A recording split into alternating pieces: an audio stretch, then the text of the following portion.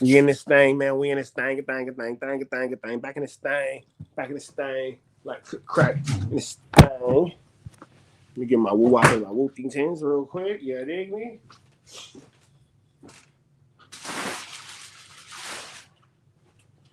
Where is my other phone? Where is my other phone? There, boom. There that go. Oh man, I got some stuff for y'all today, man. I got some stuff for y'all, man, bro. Tell me why I took the baby. I took all the kids. Y'all can go check on my Terry. What's the deal, bro? Low key, bro. I'm kind of irritated, bro. The kids low key pissed me off, bro. And I'm gonna tell you why in a second. Um, Before we jump into this, man, dad moment, Reg dog, what's the deal? Hey, dad moment, man. I took the kids to the mall, right? The twins got some new diamond earrings. Harper didn't have his ears pierced. Harper's my 4-year-old. The twins is 9. Harper did not have his ears pierced, so I went and got Harper's ears pierced. This nigga been home for 10 minutes, lost the earring already, bro. This nigga's been home for 10 minutes and has lost the earring already, bro. Already. He didn't cry. He wasn't tripping off getting it pierced. He wasn't tripping at all. He took it like a champ. But 10 fucking minutes we was home. This nigga already lost the fucking earring, bro. Already, bro. This nigga just got his ears pierced less than an hour ago, maybe 2 hours max. Already lost a fucking earring, bro. Y'all think I'm lying? Go look on my Instagram. All the kids is diamond up right now. Diamond up, bro. 2,500 on diamonds. 1,000 a piece for the twins. 500 for the 4-year-old. Lost the earring already, my nigga. That shit had me hot. Hot.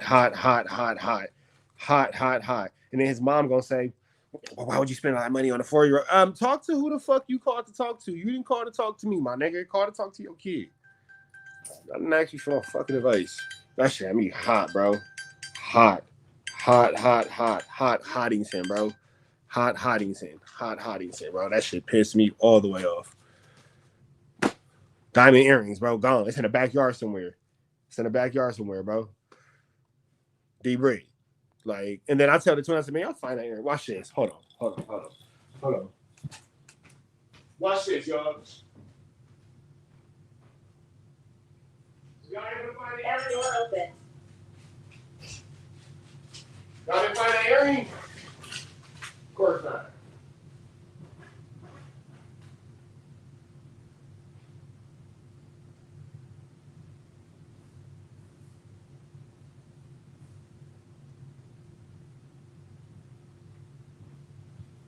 Oh, trap dad, bro. Trap dad. That shit got me his eye. Bro. Oh my God, bro. That shit got me his eye. And I get it, they kids, man. So I'm trying not to be too about it. But man, that shit got me hot, bro. That shit got me hot. Real quick, trap dad moment. Can I talk about my kids real quick for a second? Can I talk about? I'll be out there digging through the grass. Something would happen, my house, bro. Like the backyard is so big, like it's not gonna stick, nigga. It's 14 karat gold, nigga. It ain't metal, nigga. That's real gold. It ain't no magnet to stick to that shit. Can I talk about some fly shit I did for my kids today? See, like niggas talking all this shit. Niggas be talking all this shit. Flockiana still never sent his mama 10 bands, but we ain't finna get into that. You don't know nothing about that. Hold on, man. Hold on. If you think I'm lying, go look at my page. Oh, my daughter already did that. Matt S. My daughter's already did that. My daughter's already done that. She ran through a stop sign. Her dumbass got T-boned, and I'm just thankful that she alive. 100% her fault. 100% her fault. After I always tell her left, right, no cars. I always tell my daughter that. Shalom, King. Shalom. Hold on, y'all. Let me drop y'all. Y'all know I gotta drop these little woo-wops. Can I show y'all some fly shit real quick I did for the kids? You feel me? Can I show y'all some fly shit I did for the kids? Real quick? Hold on. Yeah, 14 karat ain't sticking to no magnet, nigga. That's that shit. I gotta be down there on my hands and knees. Well, it fell in this area.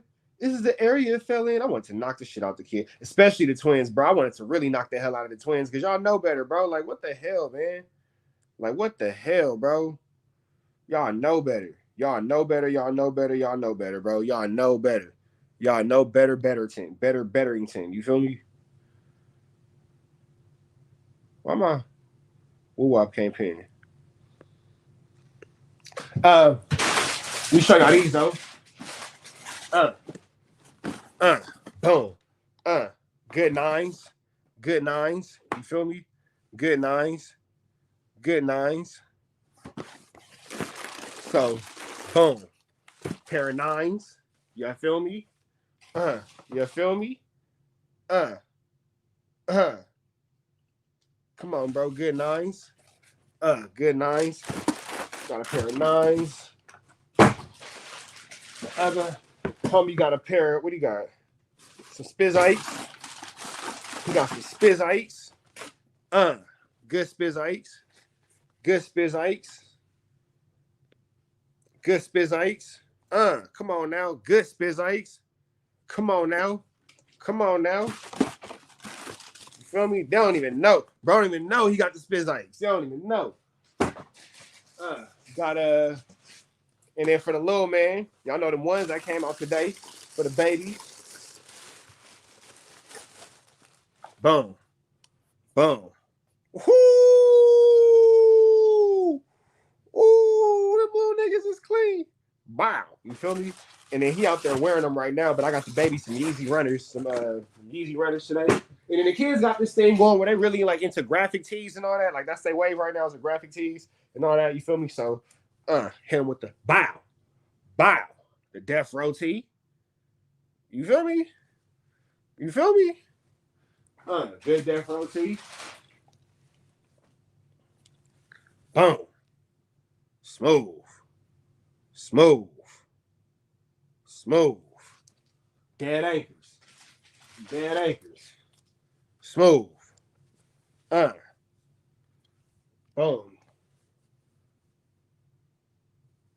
Little woo-wop, you feel me? And then they got the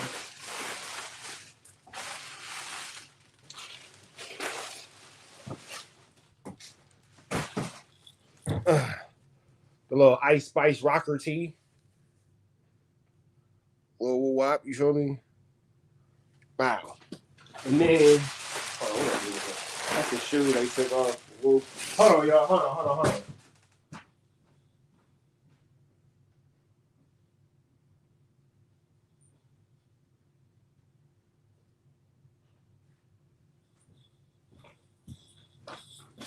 And then it's the boom. Little ones. This ones I got them last week. Little ones. They got these last week. Wow. Little ones. And then they got some low top twos. Little low top twos. You feel me? And then these though was fire. I got them these Griffies, and of course they always leave it to a 9-year-old to take the plastic off. $200 shoes, little plastic piece, because you always got to take them off. I already know which one did it. And I said, don't do that shit no more. $200 shoes. But these is heat. These Griffies, heat. These Griffies right here, heat. And then you know they nice, so they wanted to bro. This is after a week. After a week, they already got stretch marks. They already look like Flacco been sitting on it. Hey, shout out to Flacco for wearing the same pandas as my 9-year-old. Shout out to Flacco for wearing the same pandas as my 9-year-old. Flacco, you dress like my kids, nigga. Heat. All heat. That's all I get these niggas is heat. All heat. Hold on.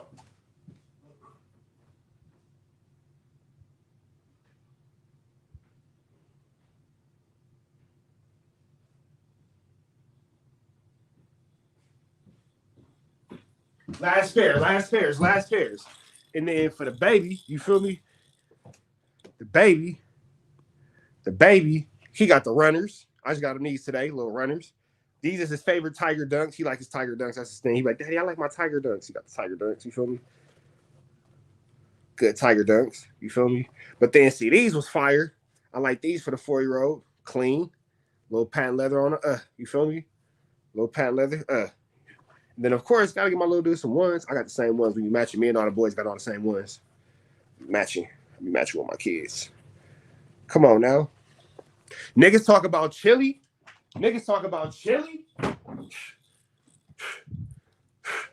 My nigga.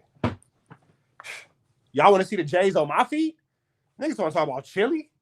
Niggas want to talk about chili. Oh, you want to talk about chili?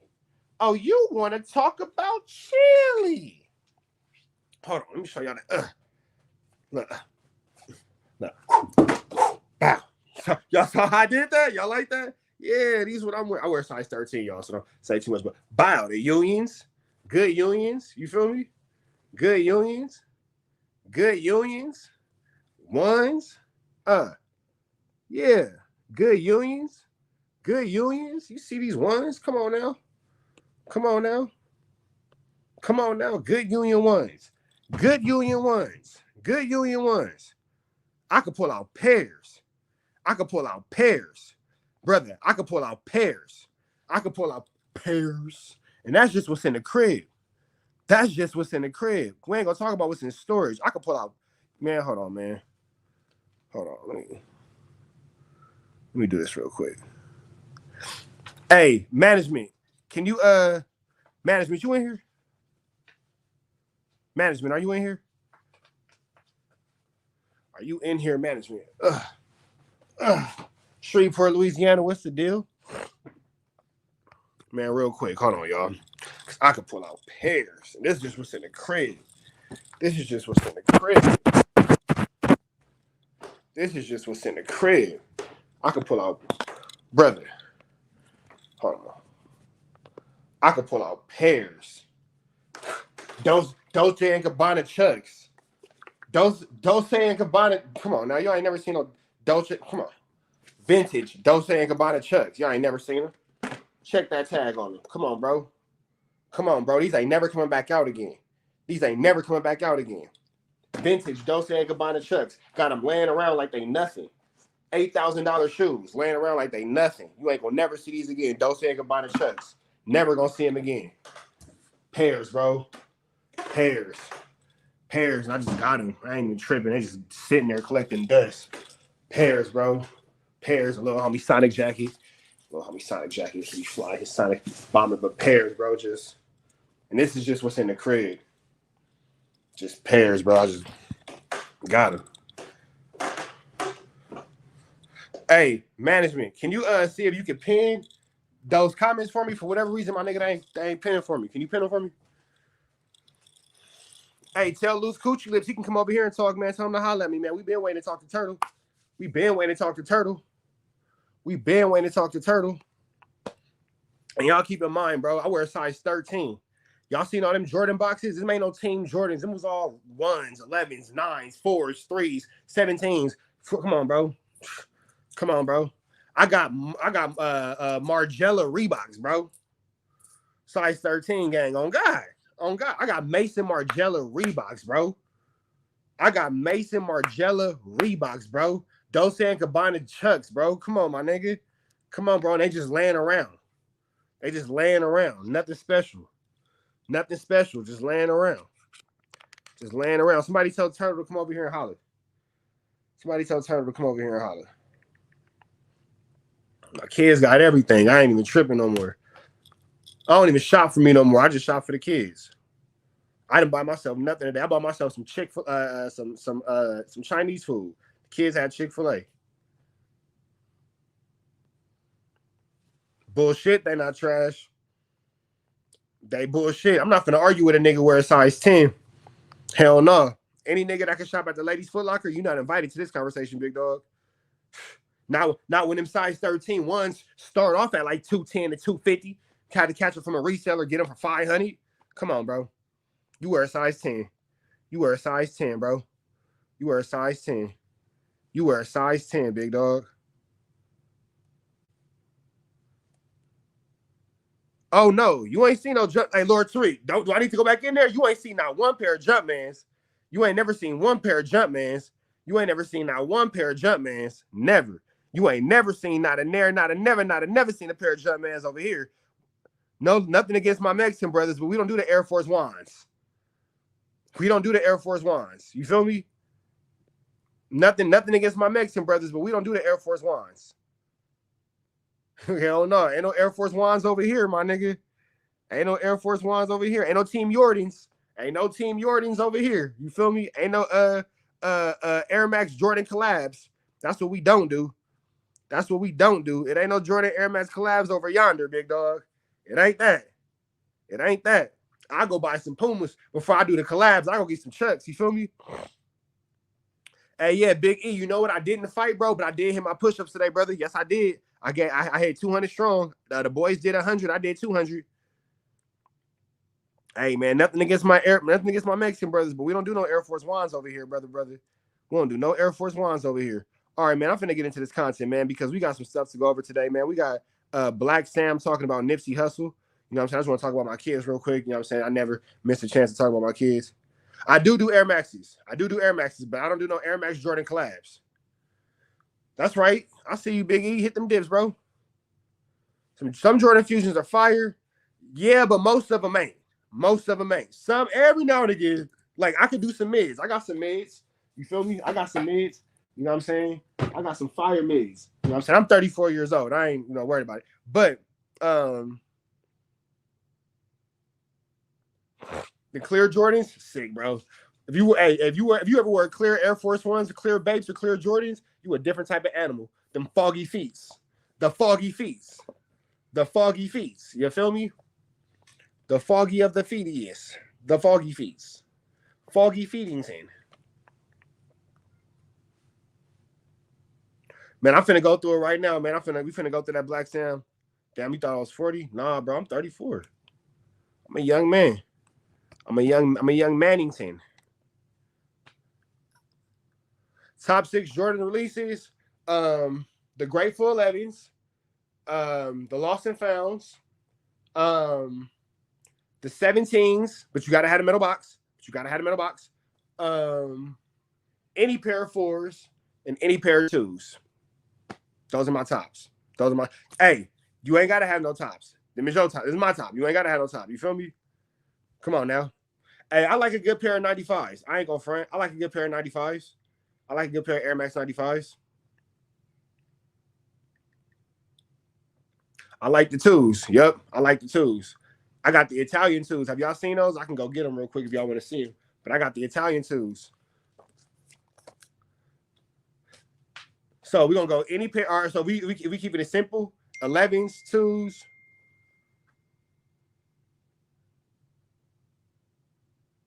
No, hey, management, I got it to pin. I think my fingers be too big when I'm doing it on the phone, though. I ain't going to lie. Yeah, I'm tall and skinny. You feel me? I'm tall and skinny. You know what I'm saying? Matter of fact, we're going to show y'all my favorite pair of 4s real quick. Hold on, y'all. Hold on.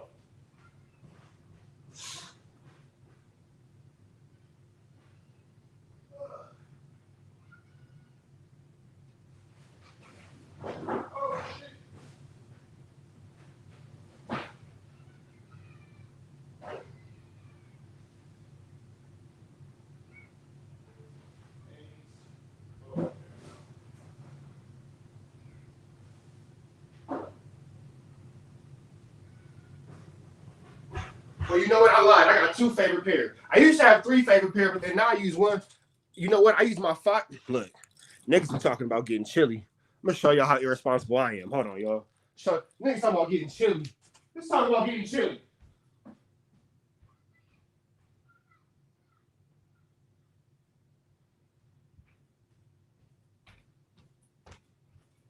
And keep in mind, y'all, I bought these resale. I use these motherfuckers to cut the grass, bro.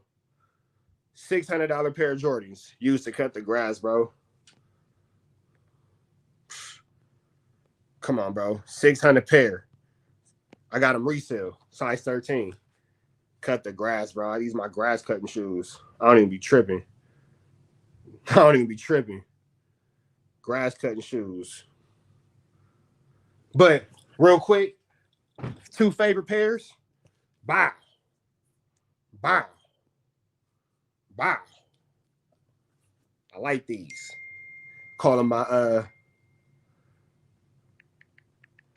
like these like my black Air Force Ones. But they're not black Air Force Ones. You feel me? I be feeling myself in these. You feel me? I like these.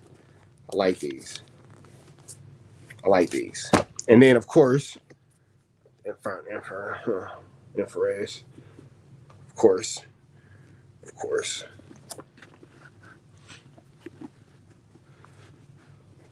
Check my DM. Let me see.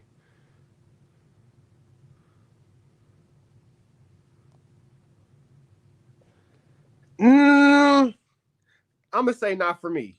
I'm sure I can style him. But I'm gonna say not for me. I'm gonna say not for me.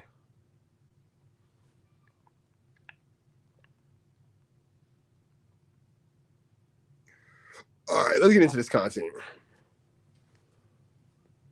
I'm 6'3", 167.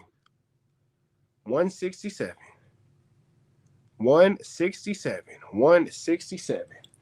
167. Oh yeah. Oh yeah, bro. I could pull out pairs. So I'm look, hold on. And I'm done after this one. Y'all want to talk about old school classic? Let me take you back to 04.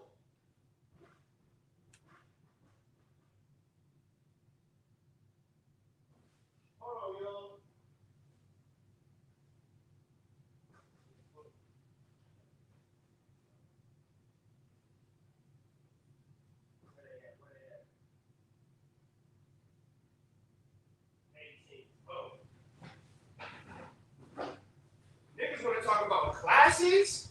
Niggas want to talk about classics? Let me take y'all back to 2008, big dog. Still got him. 2008, the originals. Yeah. The originals. Nigga, I'd have been offered 4 bands for these shoes off my feet. StockX want 4 racks for them right now. GOAT want 4 racks for them right now. Originals, 2008, good leather. Nigga, I didn't have these since the 8th grade. Still clean. Come on now. What? Come on, bro. If you a real sneakerhead, come on. If you a real sneakerhead, you ain't. What? If you a real sneakerhead, what? Come on, bro. These are the 2008s, bro. Come on, bro. Original, the box, bro. Still got it. The box is older than some of you niggas. 2008, bro. Original box still. Got it. Come on, bro. You had the black ones with the blue. Still got it. Come on, nigga. Come on, bro. Still got him. Wait, hold on. Let me see. Boom. And I got the authentication paperwork with him. Come on, bro. And I got the authentication paperwork with him. Still got him. What are you talking about? And I went and got him off. Come on, bro. And I went and got him authenticated in case I ever wanted to. I probably not. That's 4 racks right there. Never. I'm putting them motherfuckers on my feet. And as a matter of fact, Flight Club tried to buy him. And it's a space called Soul Revival on Fairfax. They tried to buy him too. Come on, bro. Come on, my nigga. It hit different. Come on, my nigga.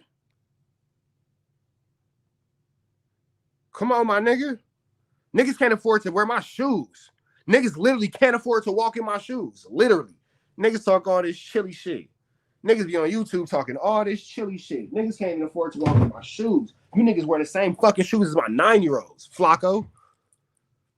You know what? I never had the Dub Zeros. Hey, but I want them motherfucking Lightning 17 so bad. So bad, bro. My birthday, 9/11. If you love me, you will buy it.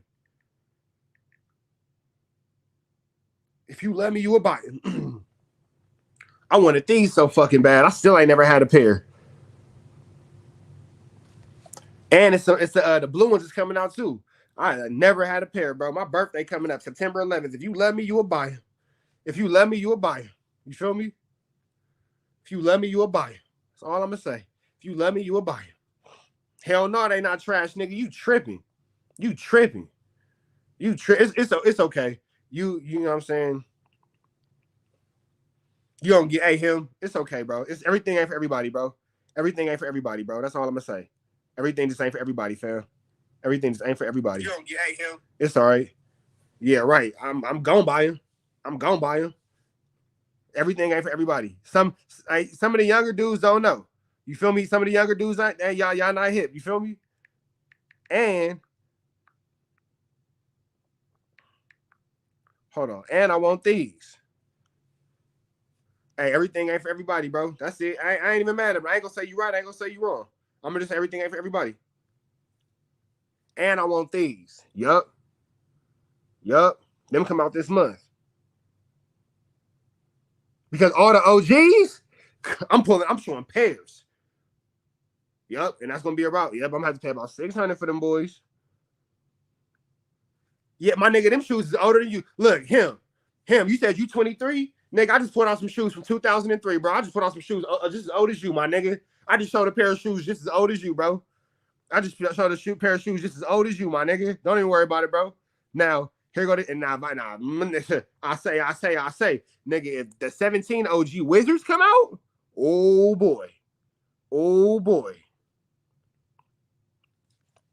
Come on, bro. Yeah, him. See, we older over here, bro. I'm 34, my nigga. I'm 34, my nigga. I only rock J's. Hey, I feel it. Hey, I got some Air Max pennies too. I can pull them out if y'all want to see. Man, let me get off my shoes, bro. I can talk shoes all day with y'all. I'm a sneakerhead, bro. If y'all ain't learned, I'm a sneakerhead. You feel me? But you know what I'm saying? I ain't trying to get, too caught up in sneaker talk, bro. We'll never get to the woo-wop. We'll never get to the woo-wop.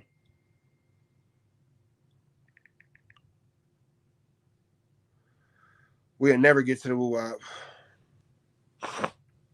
Now, hey, I had the 19s. Y'all remember the 19s? I look like space boots. I had them too. All right. Hey, nah, my nigga, I'm not saying I'm acting like I'm an old head, but I'm saying it's a different generation. It's a much different generation, bro. I appreciate you, though, my nigga. Thank you for acknowledging my youth because the young niggas are trying to make it seem like I'm super old. So I appreciate you for acknowledging my youth. We gonna keep him around. And we fucking with him. Maz, I don't care what y'all say. That nigga and him just said, I'm acting like an old head because y'all niggas like to call me Unk. And him just made it seem like I wasn't that old of a nigga. So we gonna keep him around. I fuck with him. You know what I'm saying? Bro, cool. Him, you good with me, big dog. Maz, let that nigga chat. He good. He said what he had to say to be on my good side. Shout out to him. Man, nah, we gotta get to this Black Sam interview, bro. We gotta get to this Black Sam interview. I talk sneakers all day, bro. I talk sneakers all day. Hey, yeah, I'm a young OG, my nigga. I'm a young OG. I'm a young OG. I'm a young OG. That's all. Shout out to Fabulous. I'm a young OG. Yeah, my brother, we used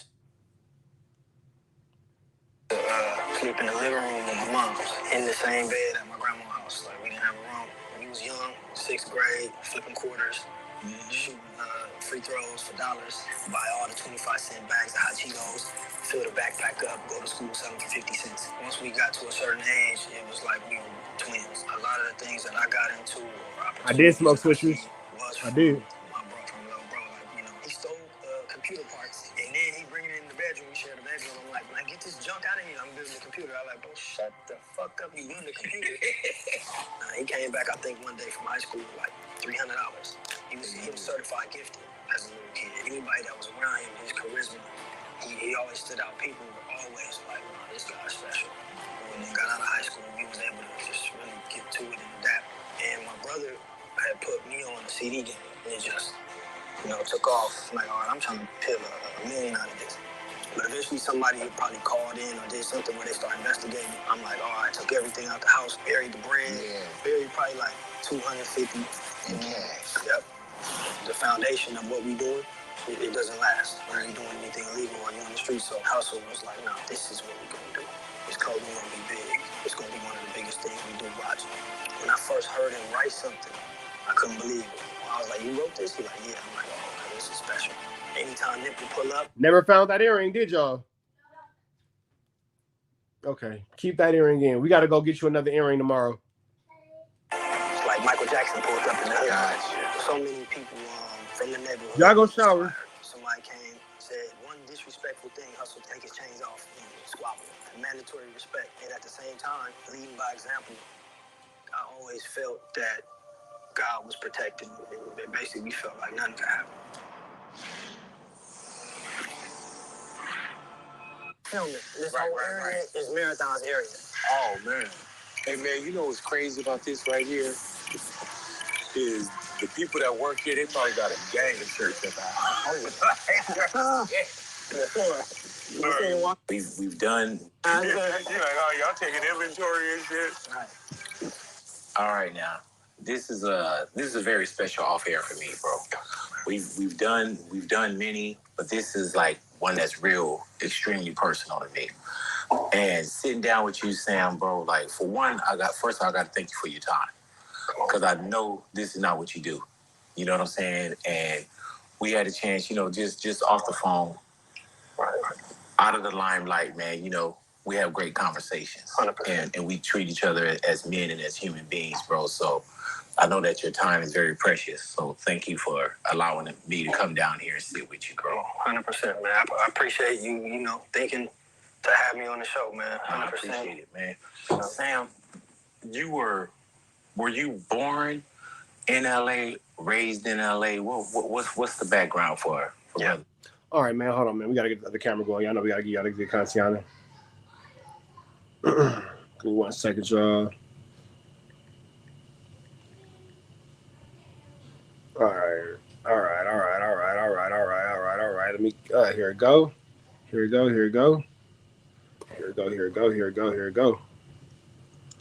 All right, boom.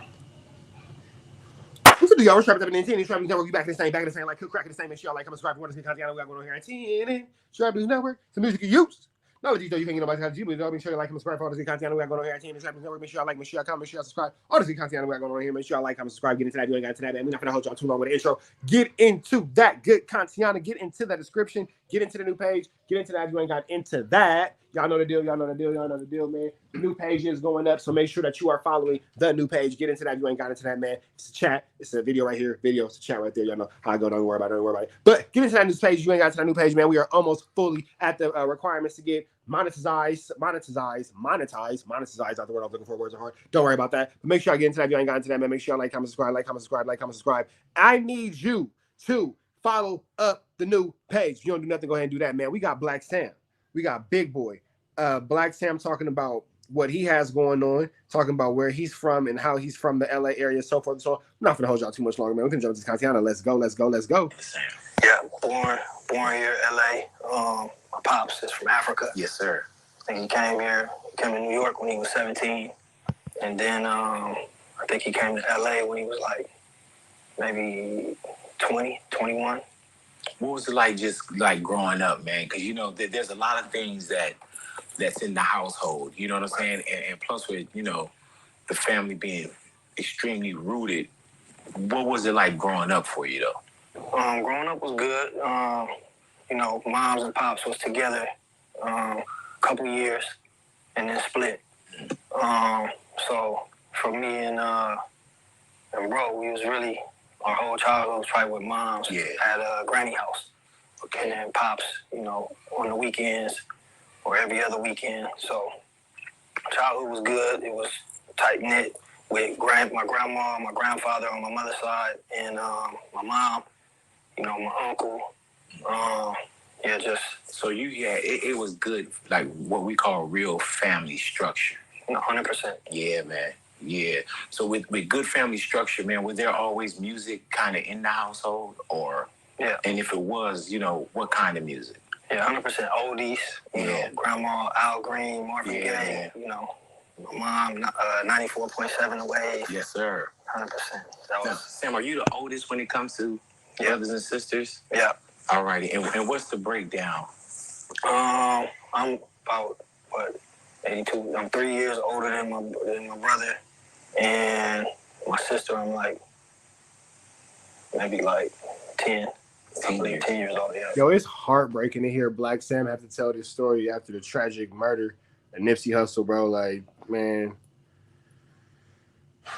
this shit's sad.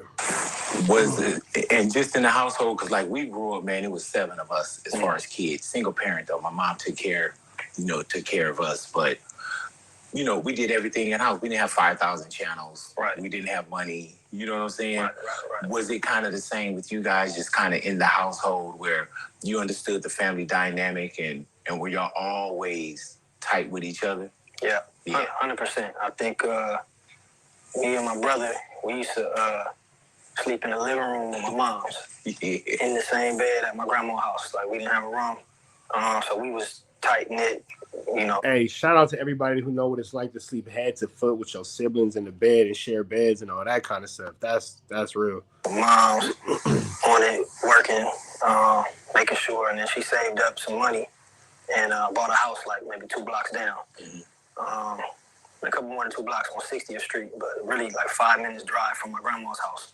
So when she moved out into her house, then it was me, my mom, and my brother. Right. And then she had my sister. And then so now we in the household, you know, it's a little more struggle because his mom's got bills and doing things on her own. But yeah, we had to make do. How old are you around that time? You can hear the hurt in this. Excuse me early, man, if I get emotional watching this, man. Nip was a great dude, man. I went to elementary school with Nip, the open charter school, and that's how actually we met. I'm not going to go into a whole life and time about that, but it's sad, bro. This is one of the more hurtful things that, you know, it's crazy, bro. I think I may have been maybe I was in the 5th grade. Hey, man, 5th grade, about 10 years of age, man. You know, at that time, do you notice the struggle? Probably not at that time, but when we moved over there, and then, you know, it's moms on her own, we start noticing it. Because it's, you know, you going to high school. Yeah, man.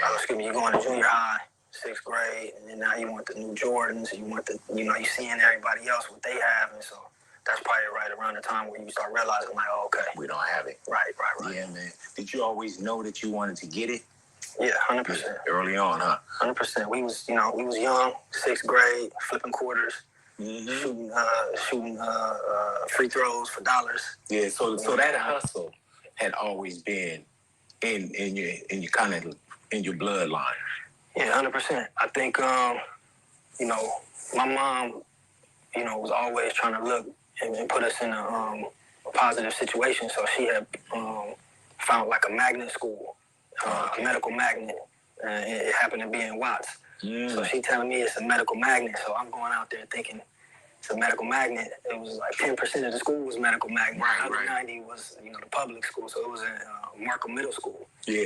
So, you know. So were you in the magnet program, or she told you that there's a magnet school? She said it's a magnet school, but I'm in the magnet program. Right. Okay. At the school. So had you been studious growing up? Yeah, I was going to school earlier, probably. My mom was working at Kaiser Permanente.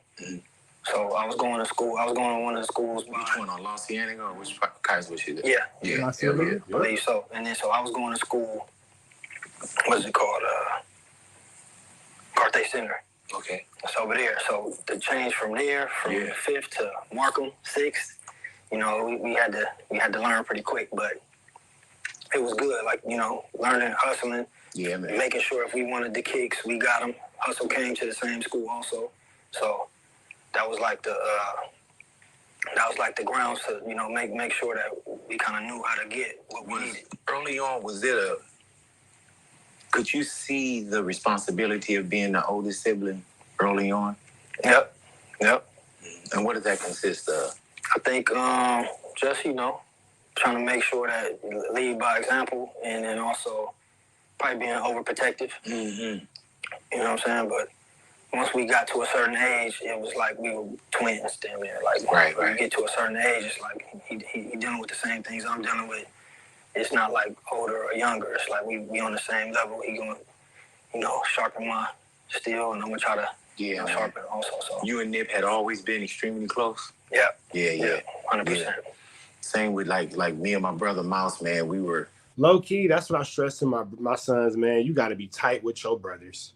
You got to be tight. I'm cutting this video off, y'all. I'm gonna wait till it gets to something that's worth highlighting for real. But you got to be tight with your brothers, man. Like I express to them all the time, bro. Your brothers, especially my twins. You niggas came into this shit together. Y'all better be best friends. You and your brother better be like 1-2, bro. You ain't got nothing without them, and they ain't got nothing without you. Brothers, bro. That's it.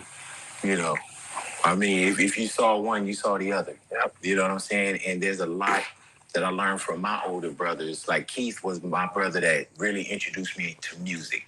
Like looking at notes and looking at credits and listening to certain sounds and not knowing that I was paying a tuition into the school of experience for the profession that I'm in now, with loving music, knowing how to talk, knowing how to go beyond what I'm listening to. So that was like kind of almost like a finishing school for me. Early on, did you know, and when you look back now, did you know that you were paying a lot of tuition into the school of experience with, you know, flipping quarters and making dollar shots and things of that nature? Yeah, I think, you know, when we was going through it, definitely not. But I think in hindsight, we both kind of appreciated that we had to kind of like figure it out on our own. And, you know, we gained that edge young. So, you know, when we was in high school and then got out of high school, we was able to just really get to it and adapt in a way that a lot of our friends that had were not able to. So definitely, in hindsight, you know, we always appreciate the struggle. Man, tell me about like when you guys do kind of go back home and see where Pops is from. What was that journey like, and about how old are you around that time? Yeah, I think that was 2004. So for me, I want to say maybe like I'm 22, and Hustle was probably 19. Did you want to make that trip? Yeah. Okay. Yeah, I did.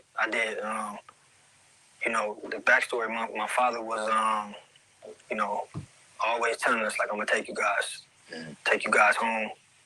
So it was always in our head. But, you know, due to circumstances, we never ended up making it out there. And at this point, I'm on the run. Right. Or, you know, I'm feeling like I need to get out. I had a couple dollars. And so shit hit the fan a little bit. I'm like, I need to get low. I immediately just popped in my head like, all right, this the perfect time. This is it. Yep. So I hit Pops like, hey, Pops, get the tickets. Right. Right now. Hey, man, and when you say you're on the run, man, like, I want to talk about also like neighborhood sound, you know, the hustle part of you as well, because you know how they say, man, I'm my brother's keeper. That was you, right? Early on. I think I was just, you know, honestly speaking, man, I just tried to do my part. Hustle, you know, really a lot of the things that I got into or opportunities that I seen was from my bro. Right. From little bro. Like, you know, he was always, you know, things were, he was sharp and he always seen opportunities. So we was always hustlers, but he would always come up with it and we'd be like, and then he'll put me on it. And then I just try to take it to my level that I could take it to, and him also. So we was both, you know, we was both doing our thing. And I think for me, it was just how can I add value? And, you know, to speak on what you're talking about, music, he always had a love for music since he was young. And, you know, we would have money, he would just go and spend it all on, you know, Source magazines and this and buying CDs. And I'm like, bro, save your money. But that was his passion. And moving forward, when we get older, you know, when you don't have, you want to get money and you want to get to it. But it comes to a point when you're getting money, what's the next level? Yeah. And, you know, what do you do with it? And I think he had the vision and he was like, look, this is what we're going to do. You know, this is what I'm doing. This is what I started. You know, this is the label. He had the books.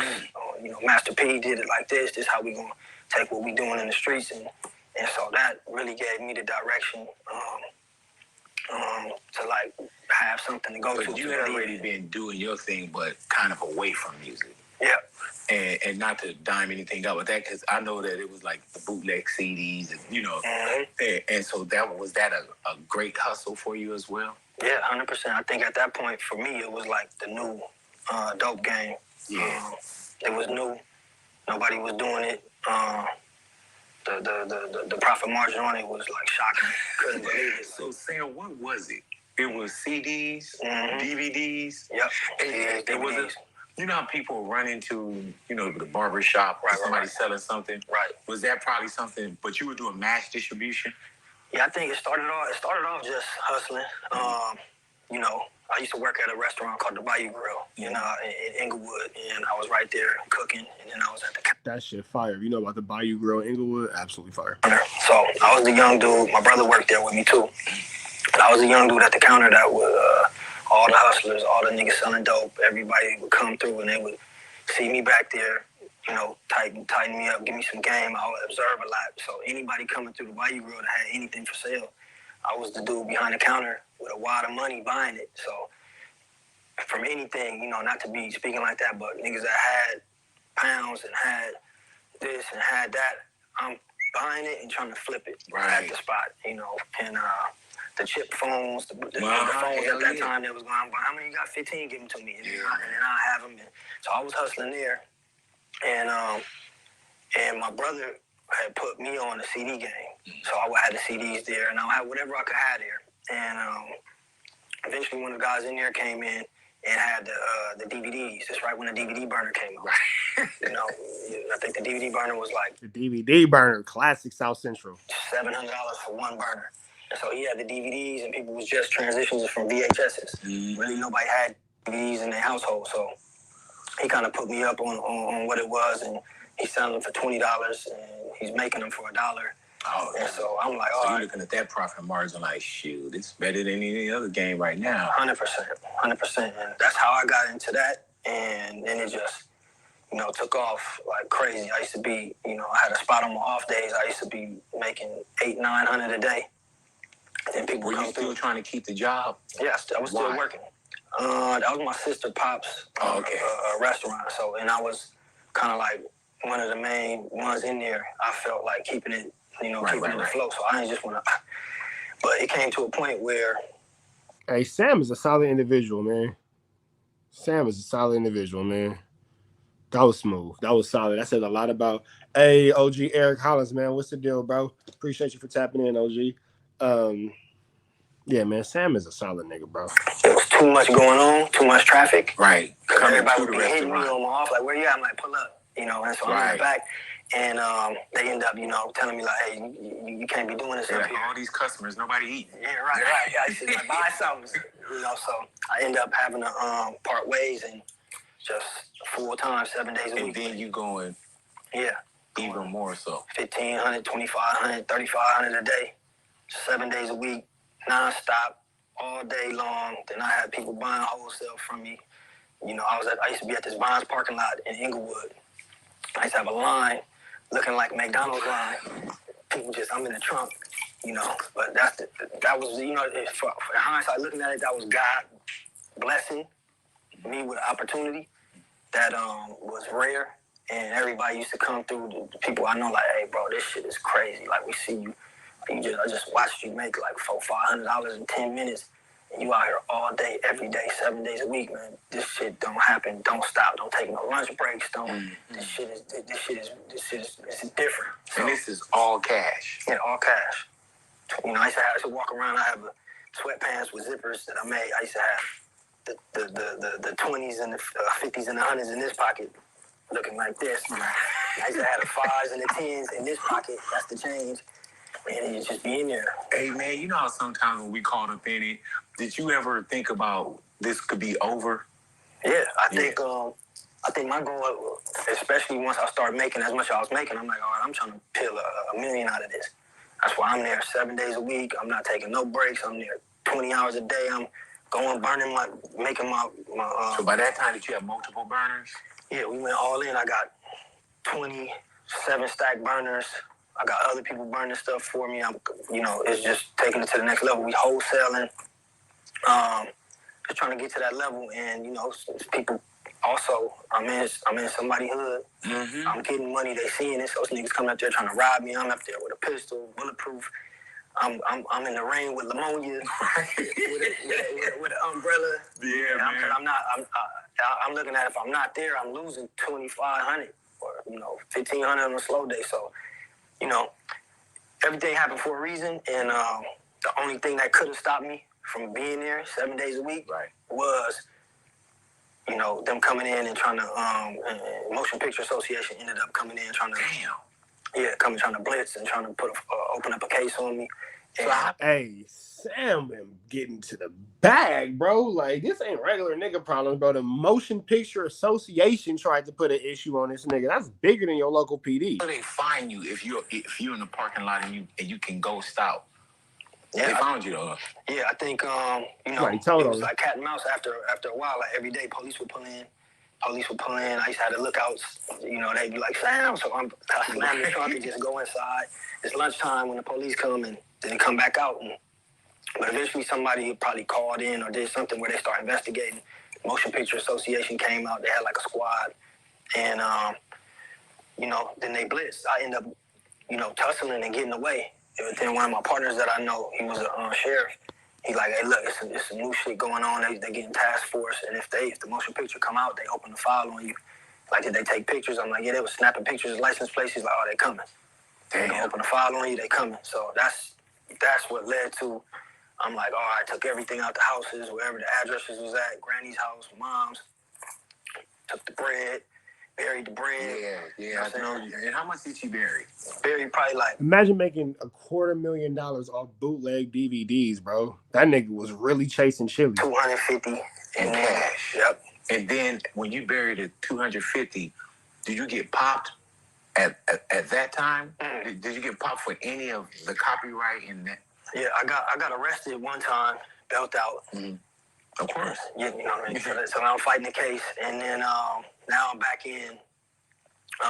You know, take a little minute out of my spot. I'm still, you know, trying to get the bread, get to the money, but looking, the spot kind of quieted down. My people like that. The police stopped coming through here, so then I'm back at the same spot. So when you were saying things were hot, you was talking about that hot, not neighborhood hot. Oh no. Just that CD. And yeah. Okay. As far as like me needing to feel like I need to get up out of there. Yeah. That's because I felt like it was an open case on me. Yeah, man. I was about to hit the house, and the spot was all like they going through there every day. The location I was at. So I'm like, all right, it's time to go. Like, so you buried the 250, and then you go to Africa. Yeah. How long are you in Africa? We in Africa for like 2.5 months. Oh, so you had it. What was that experience like? It was crazy. I think you know, we had to wrestle Nip to go with us. Right, because he didn't want to go. Was Nip with you in the when you were doing the CDs and DVDs and everything at a distance? And Nip was doing his thing. You know, right. He was hustling. He was getting money a lot of different ways. Mm-hmm. He you know, he put me up on that CD thing a long time ago when he was in high school. Mm-hmm. He actually built the computer, young, with the burner in it, and was showing me. I was like, man, he's bringing backpacks full of equipment. He stole computer parts, and then he bringing it in the bedroom. We share the bedroom. I'm like, bro, get this shit up out of here, man. I'm clean. I wanted my shit clean. Right. I'm like, get this. Hey, Jason, man, it's all good, bro. Hold your head up, big dog. Fuck out of here. I'm building the computer. I'm like, bro, shut the fuck up. You building the computer. So he built it, and that motherfucker was working, and then he stole a CD burner. He got one, and he put it in, and he showed me, and he came back, I think, one day from high school with like $300. And so this is the time I'm flipping burgers still. I'm making like 60, 70 a day. Mm-hmm. He's like, yeah, I made 300 today, man. And I'm off of CDs. Yeah. You know, all the news he was telling me, I go to Napster, I'll get it before it comes out. I got a list. Then he showed me these lists. He like, I got another 300-400 orders that I'm burning today to get to school. So I was just, now I'm like, all right. Hey, I want to give a big shout out to my homie D Weezy. If y'all know D Weezy, if you was in the, you know, where I went to school and all that kind of stuff. The homie D Weezy did a lot off them burnt CDs, man. LimeWire, the Napsters, giving the computer all kind of SCDs. And so now he showed me everything, and that wasn't junk anymore. Huh? It's not junk. And if y'all ain't did that, man, make sure y'all hit that pin comment. Please make sure y'all hit that pin comment and follow the new page, man. Follow the new page, hit that pin comment, follow the new page. And if you fucking with the content, man, drop a Cash App, man. Make that Cash App go off. We appreciate it. We off monetization for this page, but make that Cash App. All donations will be appreciated, man. Thank you. Follow the new page. Follow the new page. Follow the new page. At this point, he was still kind of shorter than me, so I'm like, all right, this mine. I took over he was mad. We arguing back and forth. Take over the enterprise. I'm taking over this burner for a minute, but I always joke and laugh like, man, he any hustle we was ever on, me, everybody, our friends that we grew up with, you know, bro was the visionary and brought it to the team. From an early age. From an early age, man. Early age. Damn. So when when you see that there is this lucrative thing that can go on, and Nip is already on it, right? And you take it, and you say, man, it went from from trash to treasure, and it becomes your thing. Right. You go for 2.5 months to Africa. Mm-hmm. You bury the money before you bounce. Yep. You come back home. Yep. And where was the money buried at? In my mom's backyard. In the mom backyard. Did you see that on like some movie or some shit or?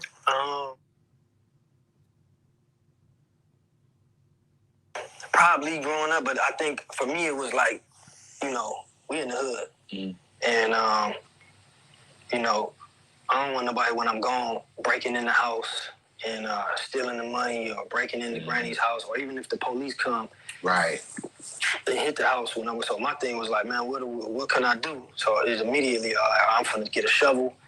It took a lot longer than I thought. I'm trying to dig as deep as I can without sweating and passing out, but I got it probably like good 6-7 feet deep. Damn.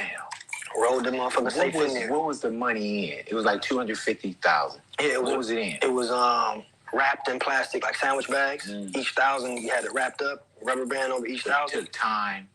Yeah, it had been like that in the safe. Right, gotcha.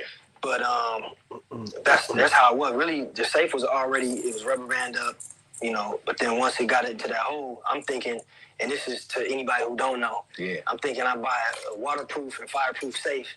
That shit is not waterproof. Yeah, so you come home. Yeah. All that moisture gonna get into that money is gonna mold. Money is made out of cotton, not a mold. Do you dig the 6-7 feet yourself again? Yeah, 100%. So you dig your safe out. Mm-hmm. What happened? Yeah, and I'm digging for hours and hours, pulling my hair out because I'm not hitting the safe. Right. So I'm thinking somebody went in there and got it. And finally, I'm praying like, man, finally I hit. I hit this and I'm like, oh. And then it took me probably like another 4 hours to get it wedged out. Because it's in there, I got to go head first, and I'm trying to flip it around to get to the... And then finally, when I get the part with the combination and the key, I forget the combo. So now I'm trying to play with it for another hour. And finally, I open it, and when I open it, it's filled up with water. Yeah, man. And so then I'm just like, I ain't never had no breakdown. I'm just sitting there, I lose it. I just take everything out, put it in the duffel bag, get out, running the house. I'm going crazy. My mom is like, what's going on? I go in the bathroom. She's like, what the fuck is going on with you? What's the matter with you? And then I'm just trying to figure out like how I salvaged it. The money was molded, wet. Can you imagine 250,000 soaking wet? Each stack was like falling apart. When you pull it apart, it was just crumbling. So moms went and got blow dryers for me, and then so I just went in the bathroom and was peeling them off little by little, put them to the side and blow drying them till they get back hard so they wouldn't break. And then bro came in, helped me, moms helped me, pops came, helped. Yeah. And so we was just in there separating them and trying to salvage as much of it as we could. You put 250 in. Yeah. How much you lose? Probably like a good, maybe like good 50 was just like gone. Like you couldn't do nothing with it, broke all up. The rest of the money we salvaged, and it was just smelled like shit, fucked up on the edges. But this was like we counted it up and was like, all right, this is what we got. And then it was the campaign. Like, man, we went next check cashing. How many stores they got in this area? Yeah. You got the map. It's 50 of them. Everybody 2,000. Go. And we just get money orders. Money orders, 2,000. It came to a point where we couldn't even walk into the Knicks. To the Knicks. As soon as we get in the line, they're like, oh, hell no. Get the fuck out the store. That money, that bullshit ass money stinks. So we was banned from the Knicks. Everybody from the Knicks all over the city, if anybody working in the Knicks, they remember us. And we was coming through with the 2,000, trying to get $2,000 money orders. And so you lost 50 off the top. I don't know if y'all ever been in the hood where y'all gotta go from spot to spot to spot to spot, cashing checks, hitting money orders, swiping cards, doing spot to bank to boy. I ain't saying I ever did it. I'm not saying I ever did it, but whew, clear your day. And then the other was stinky money. Yep. But you were able to get that back. So you lost 250 complete. I mean, 50 complete. Yeah, 50 was and like... that's 50 real ones. Yep, 50 real ones, man. And it was all the 100 stacks. Damn. The 100 stacks be just 10 bills. It was the 5s, the 20s, and the 10s that survived because the top, it was 1,000, but the top 2 bills would go to waste. The bottom 2 bills would go to waste. So when it's a 5, a 10, or a 20, you may lose like $40. On them 100 stacks, you lose the faux top and the faux bottom. That's the whole 1,000 gone. So it was the low denominations that we were able to save, which was good. And it was good that, a lot of the bills was low bills. So where do you go from there, though? Once you dig it up and you do all the nicks and try to get it back, what's the next so-called hustle that comes? Because is the other game gone now? The other game is not gone at this point, but it's different. Mm-hmm. And I'm hot. And, my goal was, for number one, I'm not spending shit. Right. So at this point, I'm not spending nothing. I'm in the bucket. I'm not spending nothing. But we had one good Christmas. Made sure that the fam got cars and everybody was good. And after that, I'm not spending nothing. And at this point, it was like, we got to spend it. So now it was like, what we going to spend it with? And Hustle was getting money. Hustle was like, look, this is what we need to do. So he's like, man, I'm putting everything I got in it. Let's throw some money at it too. So that's when we went, and that's when we on the jewelry. And we spending money on certain things and really building the label up. All equipment. We bought a spot, got another spot in Atlanta. We just going trying to build the infrastructure and get the team right. So Nip already got that. He already got the music bug and already got thinking music business. 100%. So take what we have and put it into music. Put it into, the dream. Yep, 100%. Did you trust that early on? Because you had already seen it. Yeah. You know what I'm saying? Yeah. Yeah, I trusted it because, I used to tell everybody this, but him also, when I first heard him write something, I couldn't believe it. I was like, you wrote this? He like, yeah. I'm like, oh, okay, this is special. And so, me, I'm like, shit, my brother wrote that. So I start trying to write some shit. Man, I'm writing for 2 weeks, and I just threw the shit away. I ain't got it. So man, at certain points, did it feel like Baby Bro was leading Big Bro? No, 100%. Yeah. 100%, man. 100%. And, even since we was young, we always knew he was, special. And, it was always for the older brother, it's an honor that my little brother is doing, things that I can be proud of. Right. And just, never failed, man, since we was little. So you saw how special your bro, how special Nip was before the world knew how special he was. 100%. I think anybody at this time, a lot of people ask me this question, like, man, when did he? And I be telling them it wasn't no when, it was always. Anybody that was around him from young, he was certified gifted as a little kid. Anybody that was around him, his charisma, he always stood out. People always were like, no, this guy's special. From a little kid to junior high to high school to, in the neighborhood, the homies. Yeah. Everybody like, no, this dude is special. Everybody, Nip led. You know what I'm saying? That people followed and respected and looked up to. Older, young, it didn't matter. They knew. Who tapped into the neighborhood first? Hustle. Oh, really? For sure. Hustle. I'm young and I'm going. Bro, if you talking about shoes, we stopped talking about shoes almost an hour ago. 10th Street Wade, I think you might be late to the chat, bro. You might want to hit that button that say live where you can fast forward and back up. You might want to hit that button that say live and catch up, bro. You over here talking about shoes.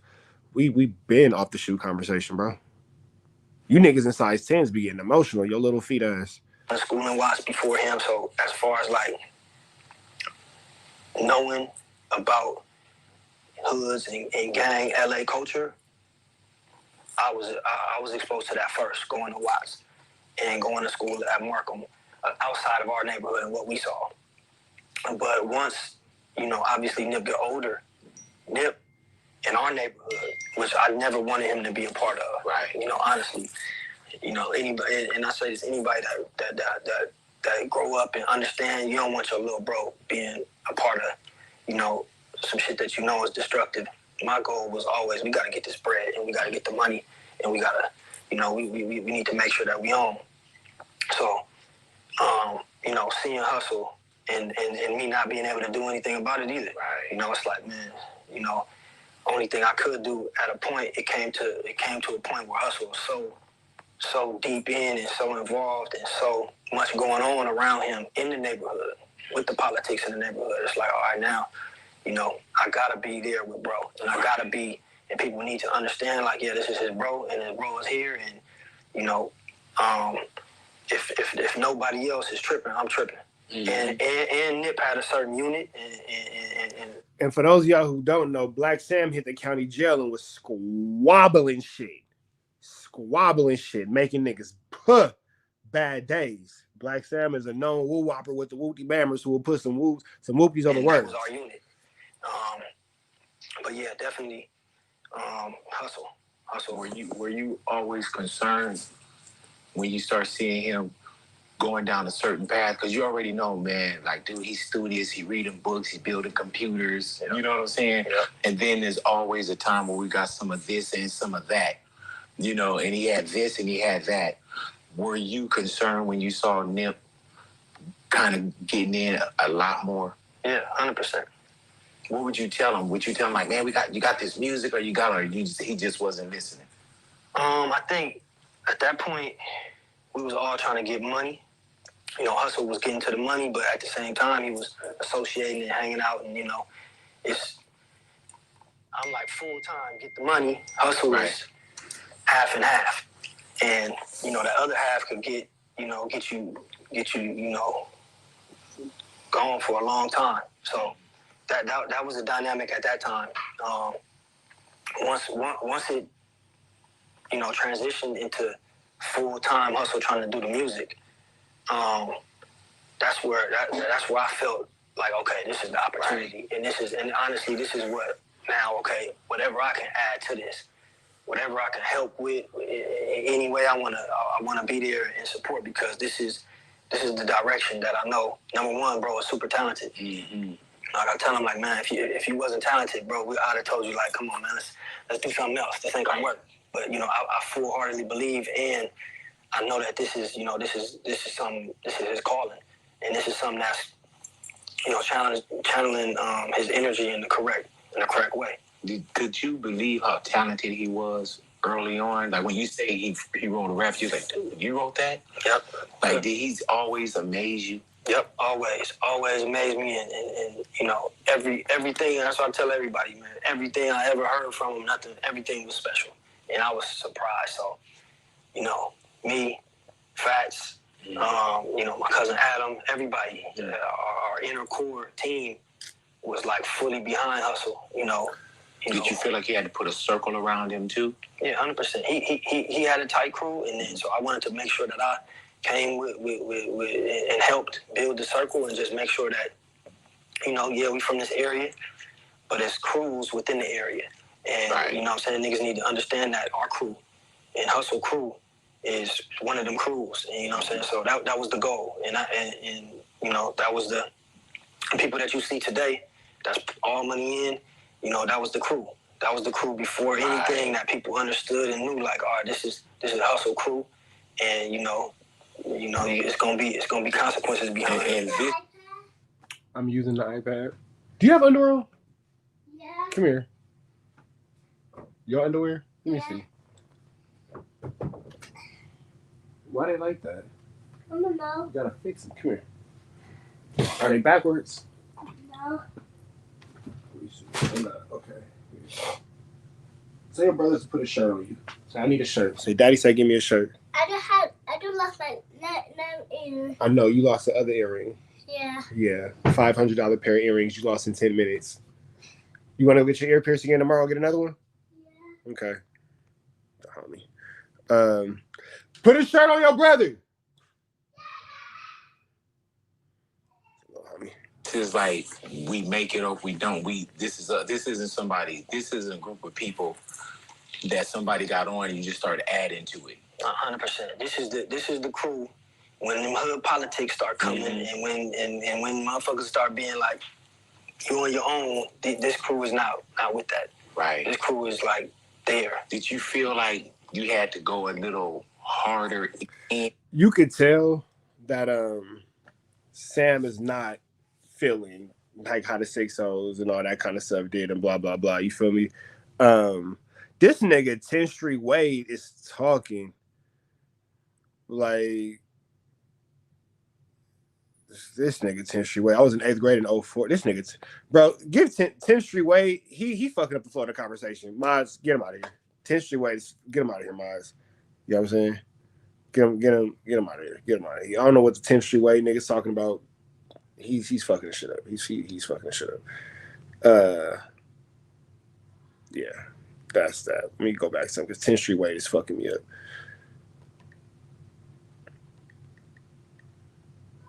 Yeah, like, bro, like, what the fuck are you talking about, bro? We been past that. Like, I get that maybe he's watching it later. I don't know, but he fucking up the flow of the conversation. You feel me? Let me get into this video real quick.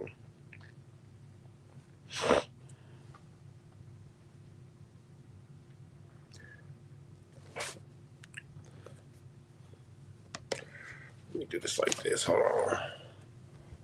Bow. That'll work. Boom. Boom. Oh, shit. Hold on, y'all. Hold on. Let me get my QV or moisten item now. On God, bro. On God. That nigga, boy. That nigga not getting no more diamonds. That nigga lost that shit quick, bro. And I'm laughing, but it's not funny. I'm low-key pissed. What's the deal?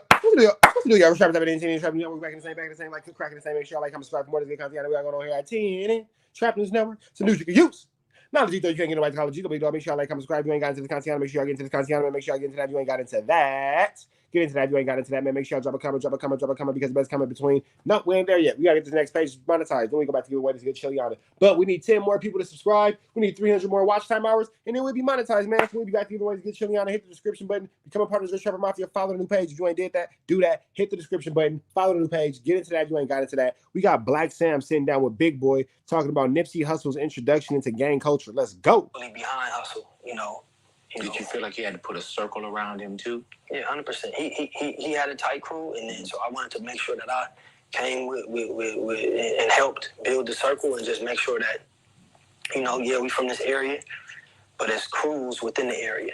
And, right. You know what I'm saying? Niggas need to understand that our crew and Hustle crew is one of them crews. And, you know what I'm saying? So that was the goal. And that was the people that you see today, that's all money in, that was the crew. That was the crew before anything that people understood and knew, like, all right, this is Hustle crew.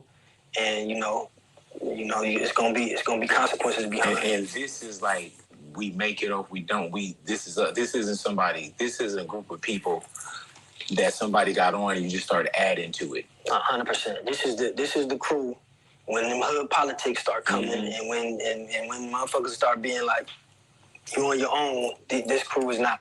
There's a way that I could do picture in picture. I slow pump, and I'm working on that, man. If y'all know any good tutorials or anything for StreamYard or any other thing where I could do picture in picture, please let me know, bro. Because I've been doing a lot of research trying to figure that out. Because I would like to get into that. Not with that, right? This crew is like there. Did you feel like you had to go a little harder in because you had to make sure that nobody did fuck with y'all? Like, it had to turn you into a little bit more of, like, man, you can't fuck with this. I think Hustle led by example, and Hustle was known for that. And both the Fats and Kabi and everybody that Stone, Hustle main crew, Hoggy, that's what the crew was known for off the top. So I think, to answer your question, yes. If that's just anybody in any crew. Right. Yeah, so either you're gonna be respected or you're not gonna be respected. Yeah. So, we was on Crenshaw and Slauson. Yeah, man. We had the shops. And that's huge because Black Sam is setting the flag down. Like, hey, man, in the middle of chaos, in the middle of turmoil, in the middle of the flu, flammery, skullduggery, and larceny, we right here doing what we gotta do, big dog. So that was a huge moment to plant a flag in that area. Says a lot about those men, and for that flag to be respected, even if they had to fight for it to be respected, it says even more. We lost them. We had spots all up and down Slauson, weed spots. We had a lot going on, and yes. Hey, if you from that area and you never went to the one stop, So all I'm gonna say, if you from that area and you ain't from Millie, what's the dilly? You ain't never went to the One Stop? Back when you can get a Tang top. If you know, you know. A T-A-N-G top, a Tang top. Don't worry about it. If you know, you know. Don't worry about it though. It had to be known, and it was known. Like we ain't them. We not the guys that the older dudes is coming through trying to extort. It's not happening. Right. We not the guys that's going for anything. Too many times that I can't even speak about. Somebody came, said one disrespectful thing. Hustle, take the chain off, take his chains off, and squabble him. Yeah, man. So people knew don't say nothing to Hustle, and that's the Hey. Hustle. But I can't even speak about. Somebody came, said one disrespectful thing. Hustle, take the chain off, take his chains off, and squabble him. So y'all be saying I'm tripping. Oh, Rich Trapper always want a Wookie Bam and blah, blah, blah. Nah, bro, that's the temperature of where I come from, bro. I'm a certain type of individual with respect, but I come from chaos and I come from flu, flammery, skullduggery, and larceny. So yeah, I come in peace, but I get that y'all niggas might want to leave me in pieces. So like Sam said in reference to Nip, any piece of disrespect, man, take the chains off. Let's get down, bro, because let's not let anybody talk themselves into a woo-wop. Let's not let anybody talk themselves into a situation. Let's not anybody talk themselves or hype themselves up. Let's go ahead and just get that out the way, bro. It's going to be a crash anyway. We come from chaos. We come from hard conditions. We come from unfair treatment and all that kind of stuff. Why not just get to it? You feel me? If it's going to be that anyway. Yeah. So people knew don't say nothing to Hustle, and that's the only way you could get that. You got to just get out for your grits and gravy, like cartoonists say, man. That's it. Shout out Leon Knight. I see you, bro. If Hustle was around all his crew or was solo. Yeah. Yeah. Intense on everything. Intense on the music, intense on the hustle, intense on the street, intense. Yeah. So 100%. That was Hustle. Yeah. That was Hustle, man. That's why he was respected. That's why the young kids in the neighborhood love bro. They seen him pull up solo, in the bulletproof. And they gonna hate you for your heart, but if you ain't got no heart, what you got, bro? Because you got to be able to stand alone. They're not gonna stand with you until they feel like you got something. So you got to be able to stand alone. Hop out all the jewelry, on Victoria, on Bryanhurst, and certain people say the wrong thing. Hustle in the middle of the streets, squabbing. Mandatory respect, and at the same time, leading by example and providing inspiration. People seeing Hustle do it. They know Hustle was there with them. They know Hustle sold dope with them, and they see Hustle. And then when he talk, they listen, and he giving you. That's game of blueprint right there. If you're not touching the people, you know what I'm saying? I ain't gonna lie, like I didn't get a lot of my game from watching it. God bless, man. I ain't gonna lie, like I didn't get a lot of my Wookie Bam from following the blueprint. You gotta touch the people. You can't be afraid of the community that you from if you're gonna speak for your community, if you're gonna speak to your community. You can't be a part of your community if you don't interact with your community. Facts. Dang, be like, look, this is what you need to do.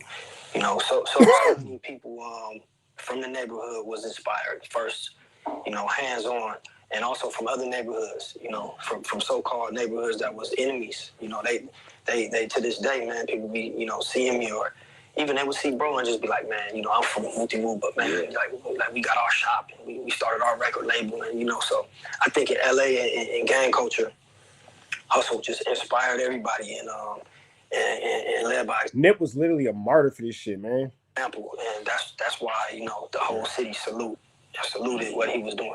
Sam, talk to me about like the day when y'all did start the t-shirts and things, and opening up stores, always being entrepreneurs as well. Mm-hmm.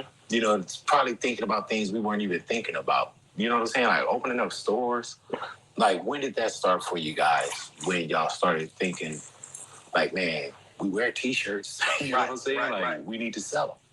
I think we was trying to get money, and there was a lot going on, multiple arrests for myself, and I think me and Fats, man, we was selling t-shirts, and then we had the weed on the low. But the main reason for us being in the parking lot was like we're selling shirts, we're selling t-shirts, boxers. So it kind of started off kind of as a front, honestly. Right. And then we would have the movies, we would have the weed, but when the police pull up, we like, well, it was t-shirts. And we start seeing the demand. Were y'all on the streets or y'all had brick and mortar at that time? We was on the streets at this time. Gotcha. And we was in front of Louisiana Fried Chicken. Yeah, know it well. Check cashing. Yeah. You know what I'm saying? All the homies used to stay there and sell dope at the check cashing. When everybody get cashing. They chase First cash. person you see. Rest in peace, Fats. Rest in peace, Nip. And so now we there too. And so, you know, we would get people cashing checks. They would come spend with us. T-shirts. The homies would buy shirts, and we start noticing that we short stopping the swap meet. Slauson swap meet. Yeah. We short stopping them now. Everybody coming buying their T-shirts from us, and it start turning into something. And we start selling out every day. And y'all just had tables out there? Yep, had a table, trunk, and then we'll go from the trunk back and forth and turn that spot into a money spot also. And then police start coming and start seizing our stuff. Is this after your DVDs? Yeah, this after that. So, gotcha. You know. Sam made $250,000 selling DVDs, and they built an empire off selling T-shirts out the fucking trunk, bro. Couldn't go to that spot no more because it was done. And so now I'm like, we need to find another spot. We got blessed and found this If this spot. don't show you that anybody can do anything, nothing else will. If this don't show you that anybody can do anything, nothing else will. Turned into something again. And obviously, same program. We there every day. Mm-hmm. I'm going, you know, Hustle, making his rounds, pulling up on us, chilling with us for a minute, going back, doing what he needs to do. He had spots, other spots everywhere. He was doing his music. Rest in peace, Sandman, for sure. And Fats, I used to pull up, knock on Fats' door. Hey, bro, come on. Get him at 6 in the morning, and we'll just be there, bleeding it till like 12, midnight, 7 days a week. And, you know, we would have never stopped. Police came, kept coming.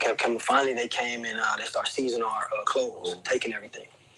And I'm talking about back to back. We'll go spend $1,500 on just a gang of shirts. They'll come take it the next day.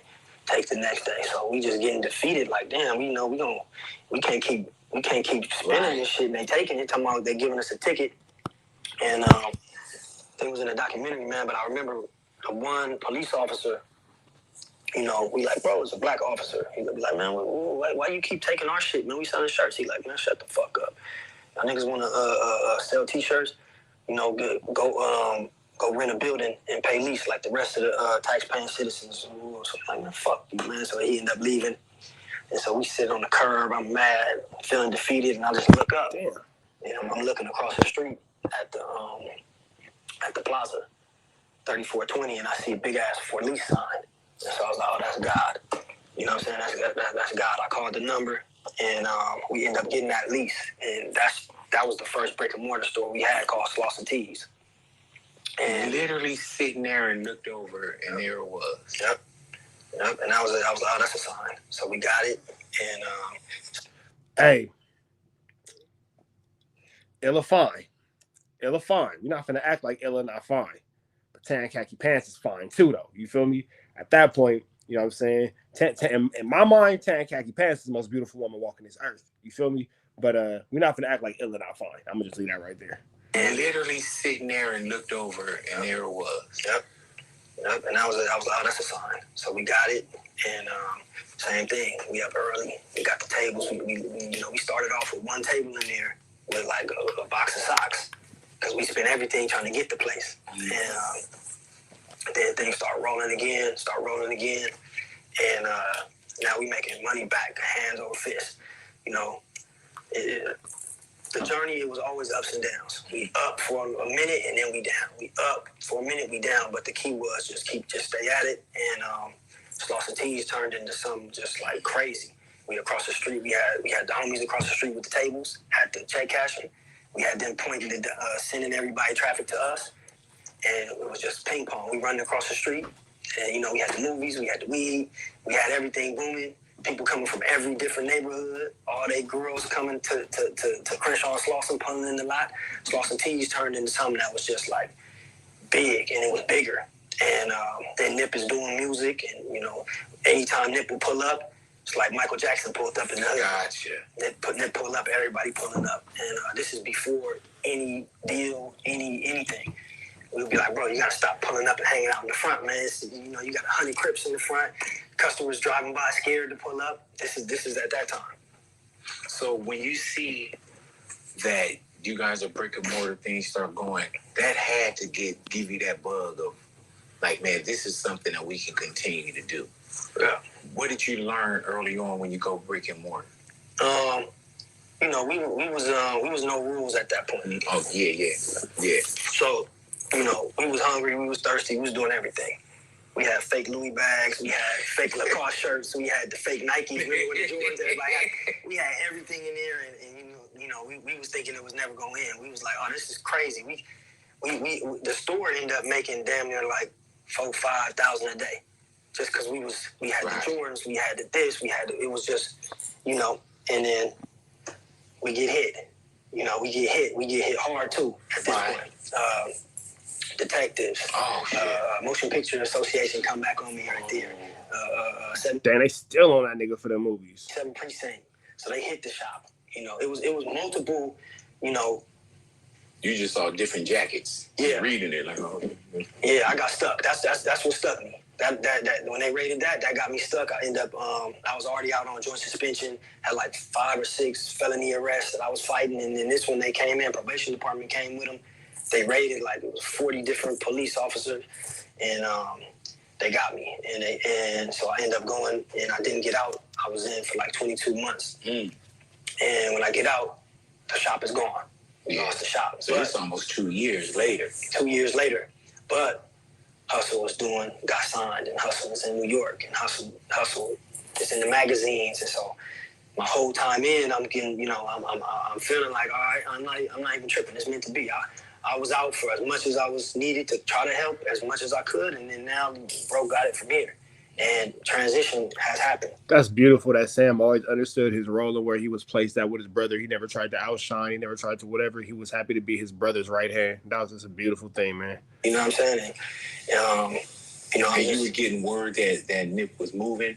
Yeah, he's sending me, I'm on the phone with him every day. I'm hearing about it. He's sending me magazine articles. I'm listening to the radio. I see the music video, the first music video, Hustle in the House. Mm-hmm. So definitely, man, I'm in there just like, pumped and happy that this little time ain't shit. Do you know you're coming home to it, or did you think it moved past you? I know I'm coming home to it. Yeah, I'm coming home to it, and I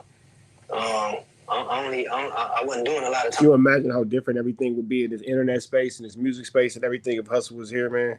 Like, niggas, I ain't gonna say no names, but certain niggas wouldn't even exist in this space right now. I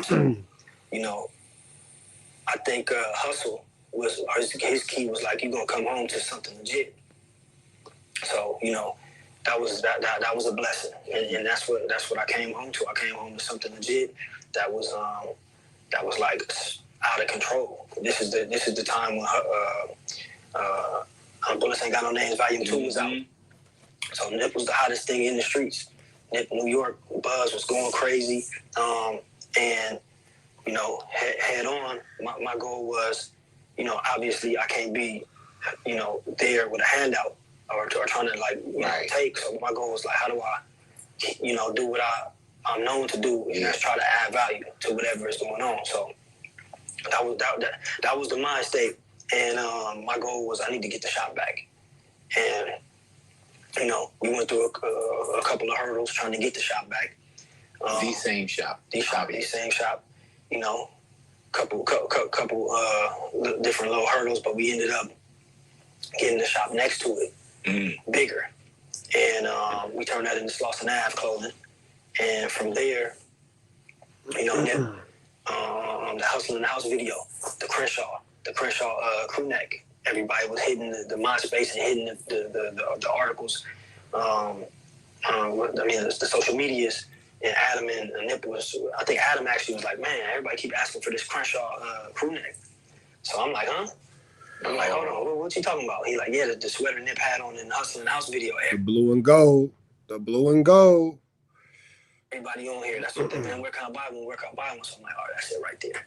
That's all I need to hear. That's God. Once again, like, okay. So me and Fats, we about to make these.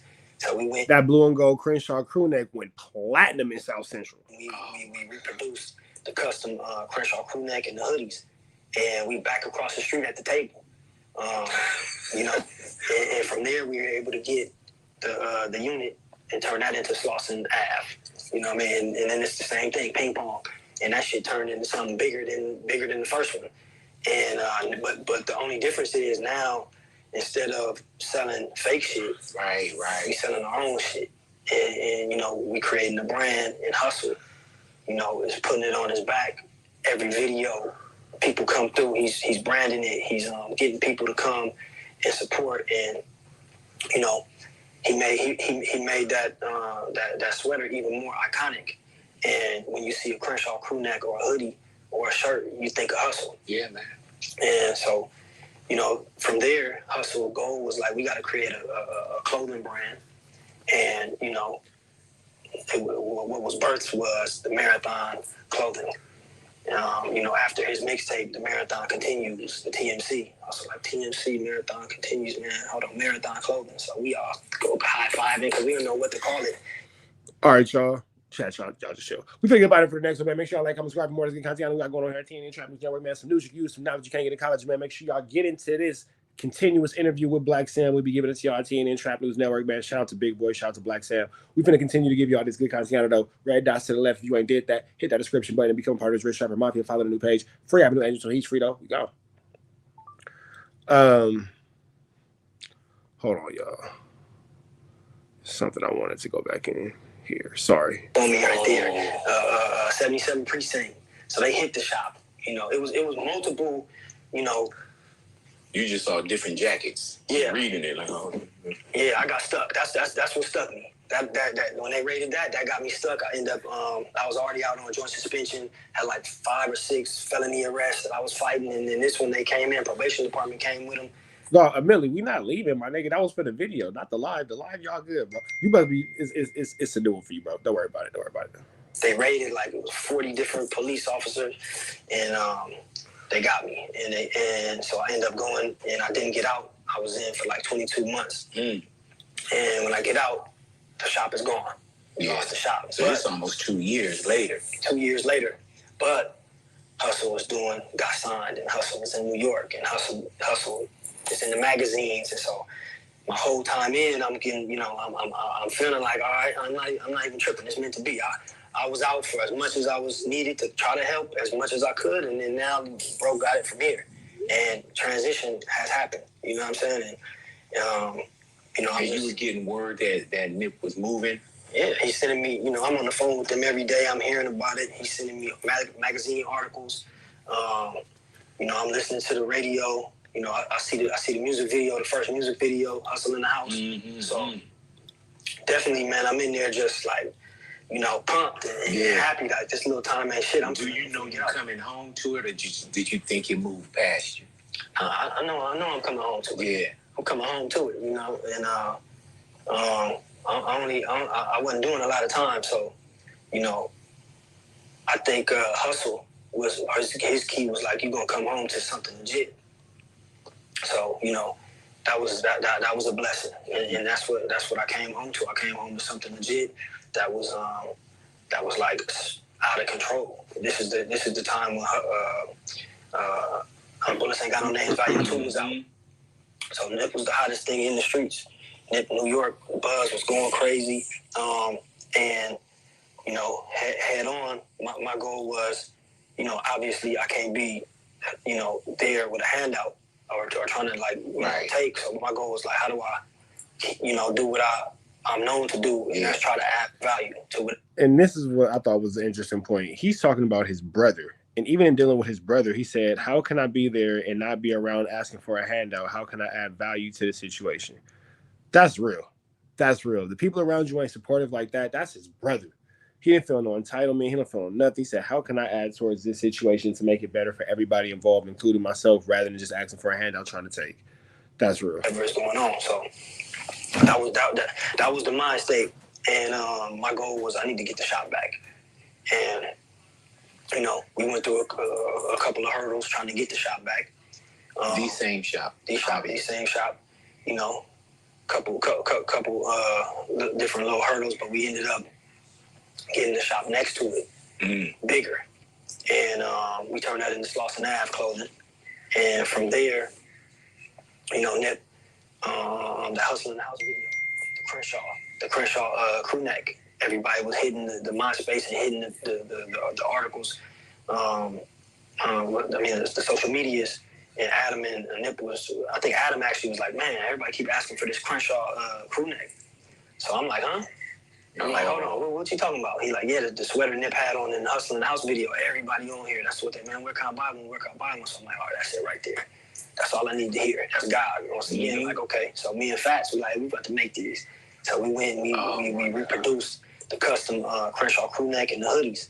And we back across the street at the table.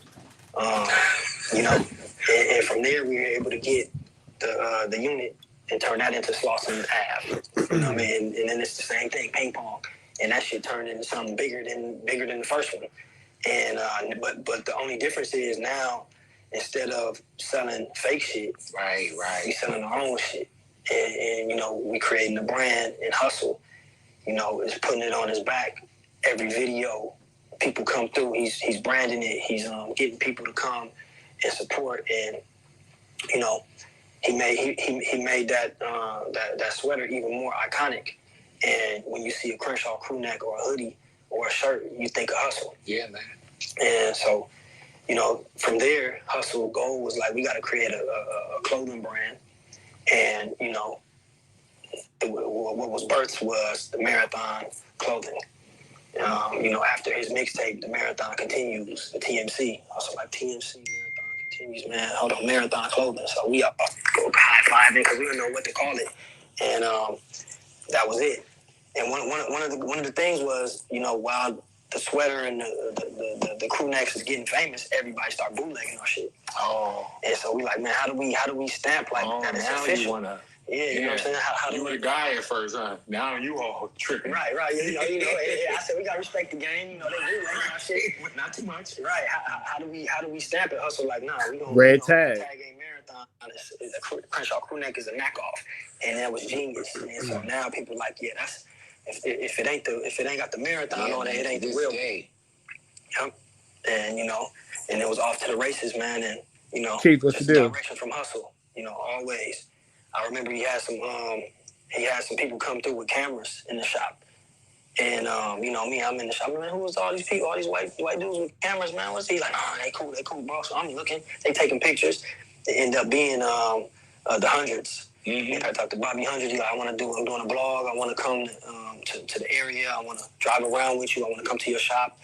And so, you know, initially I'm like, man, we don't need all these dudes in here taking pictures, man. The next day, we had surfers, we had white dudes coming through. We seen so much traffic. Everybody was coming to the shop trying to get a Crenshaw hoodie or Crenshaw crew neck. And so I was just like, man, Hustle. I'm telling him, he's like, I told you, bro. He knew it.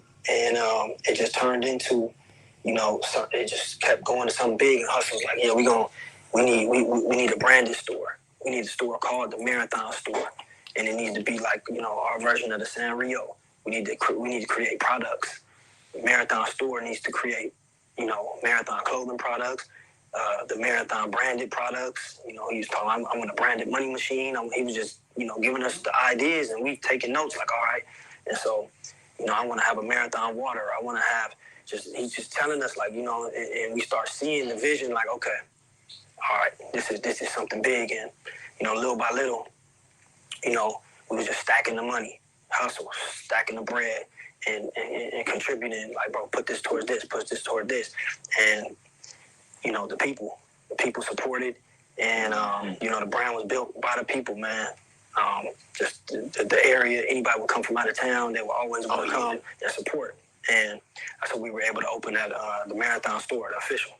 Do you know what's crazy about even just Marathon and Crenshaw? Like, Crenshaw was already famous. People knew Crenshaw, you know, movies and All the Wall. But y'all made Crenshaw worldwide. Yeah.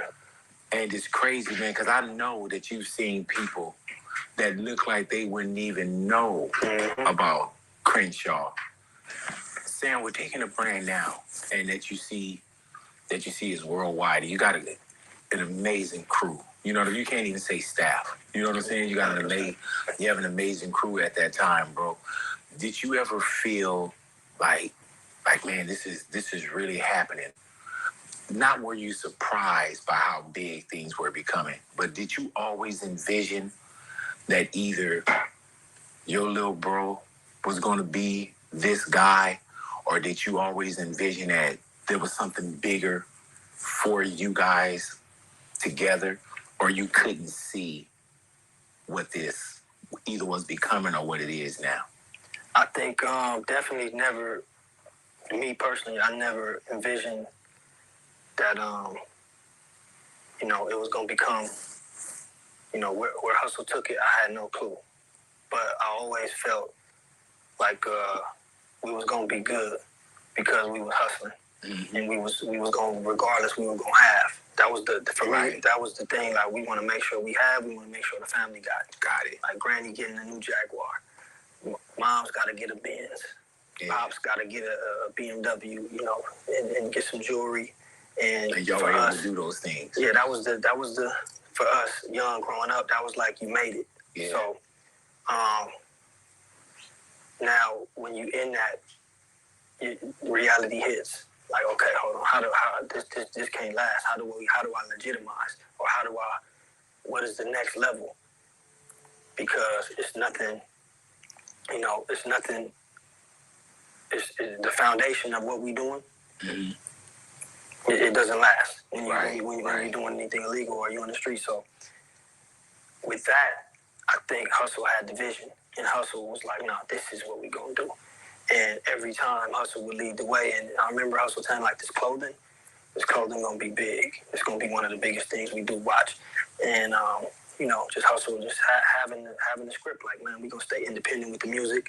You know, we gonna have a label, and you know, I'm gonna always have my masters, and just, you know, Hustle. You know, how do you know that so early on, man? Especially in a time where everybody's like, man, I gotta be on Def Jam, I gotta be on this, I gotta be on that, whatever the label is. Right.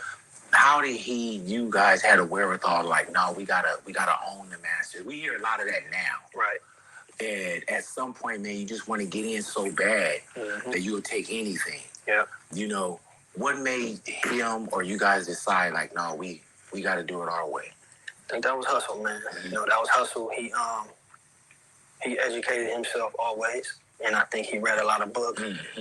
And you know, I remember him telling me, like, look, this is what, and also him trying to involve us and others. I think his what's the word I'm looking for, man?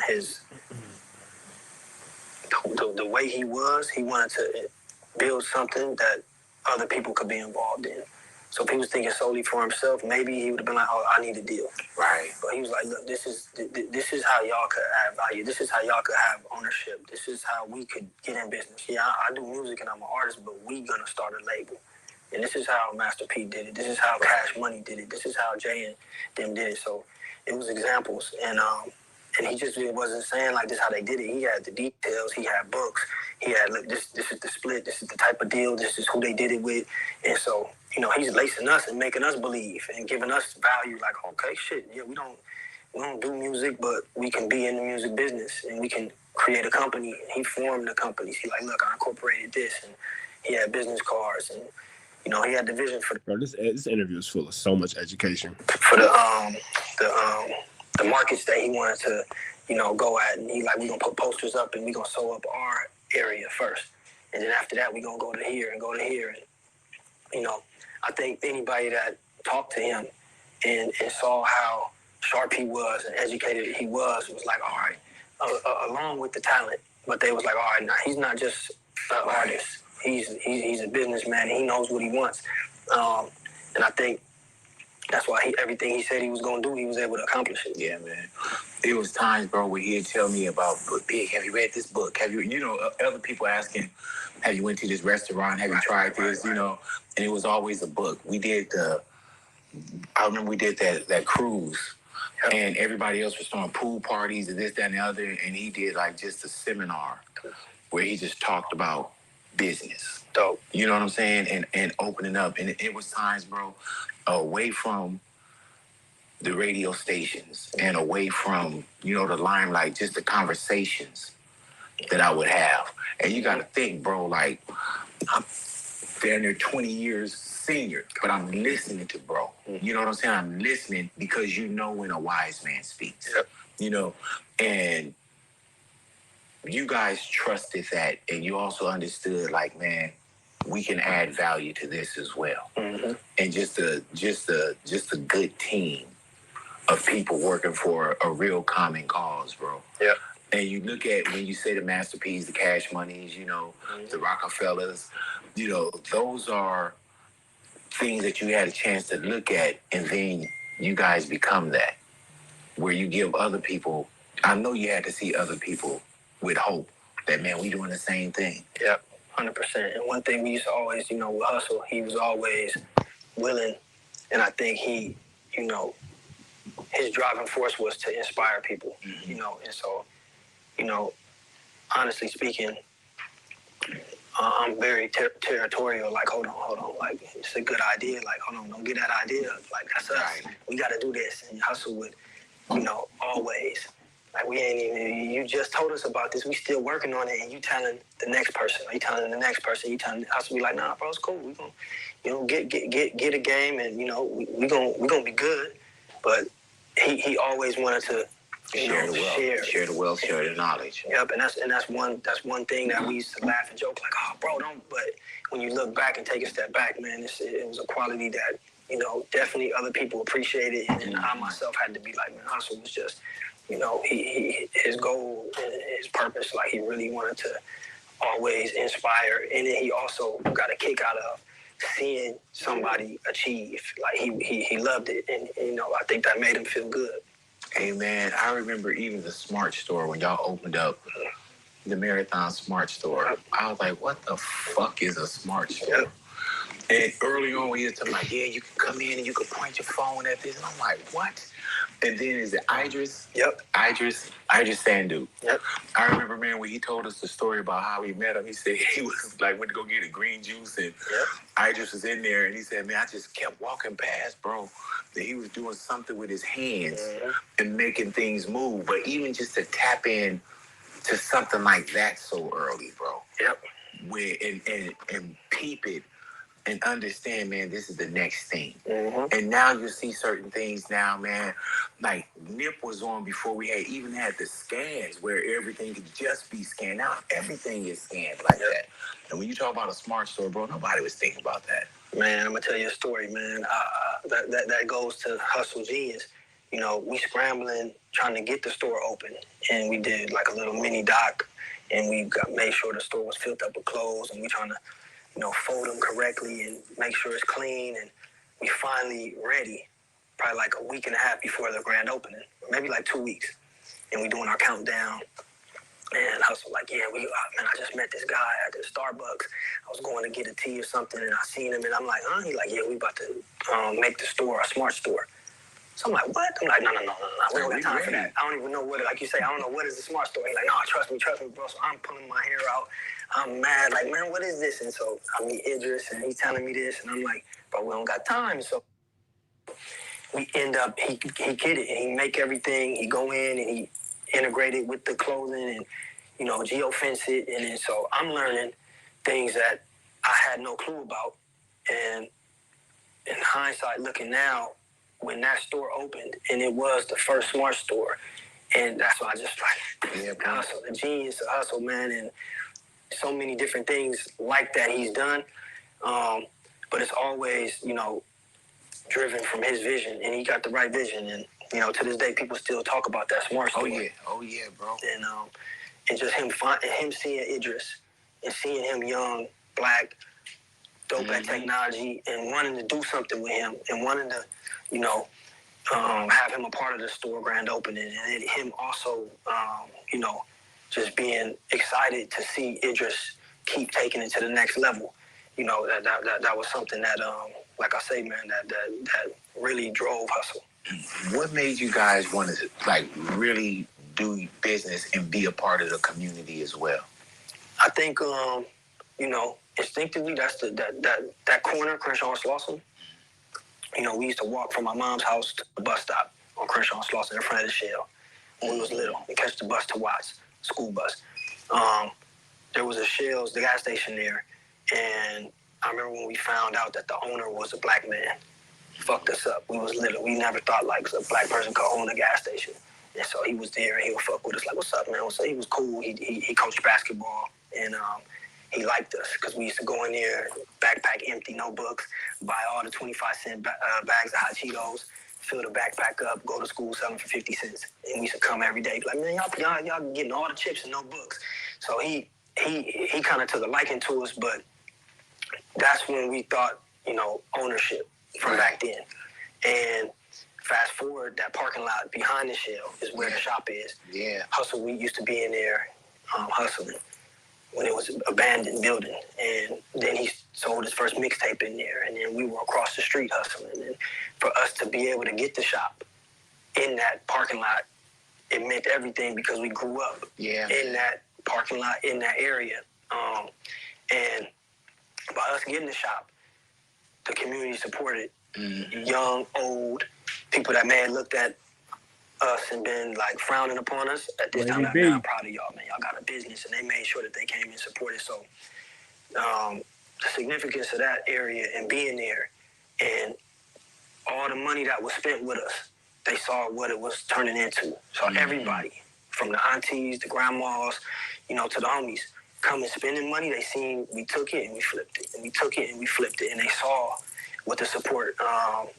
what we did with the support. And it was key for Hustle that he stayed, and we opened the first marathon store there. Right there. Because there was a lot going on, man. Police, I'm going to jail, everybody going to jail, they raiding the shop. So at one point it was, like, man, we need to get a shop on Fairfax. We need to open this marathon store. Like, when we do the marathon store, it need to be somewhere where we ain't got to worry about this. We get into it with the homies sometimes, and all type of stuff. We may need to do that, but Hustle was adamant, like, nah, that's store number 2. Store number 1, we got to open up on Crenshaw Slauson. And I think number 1, it was because he wanted to inspire and wanted to show people, like, nah, like I'm from this area and I'm doing something big here and I'm investing here. And number 2, it was an obligation because we was made and the brand was built from the people's support. So. Yeah, so it was very necessary. Yeah. Did the owner of the show ever know that those were the same kids on the other side of the alley? Man, I don't know. Because he ended up selling it. I don't know, but I hope so. If he seen Hustle, he probably could put 2 and 2. And some of the employees, he hired all the young, 20-year-olds from the area. So the homegirls was in there working. And some of the homies, when we was younger, we knew that they had jobs. And so I'm sure if they had contact with him, they let him know. Were you ever concerned about how accessible you guys were? I mean... Hold on, y'all. I think this is when I need to start the camera. Hold on.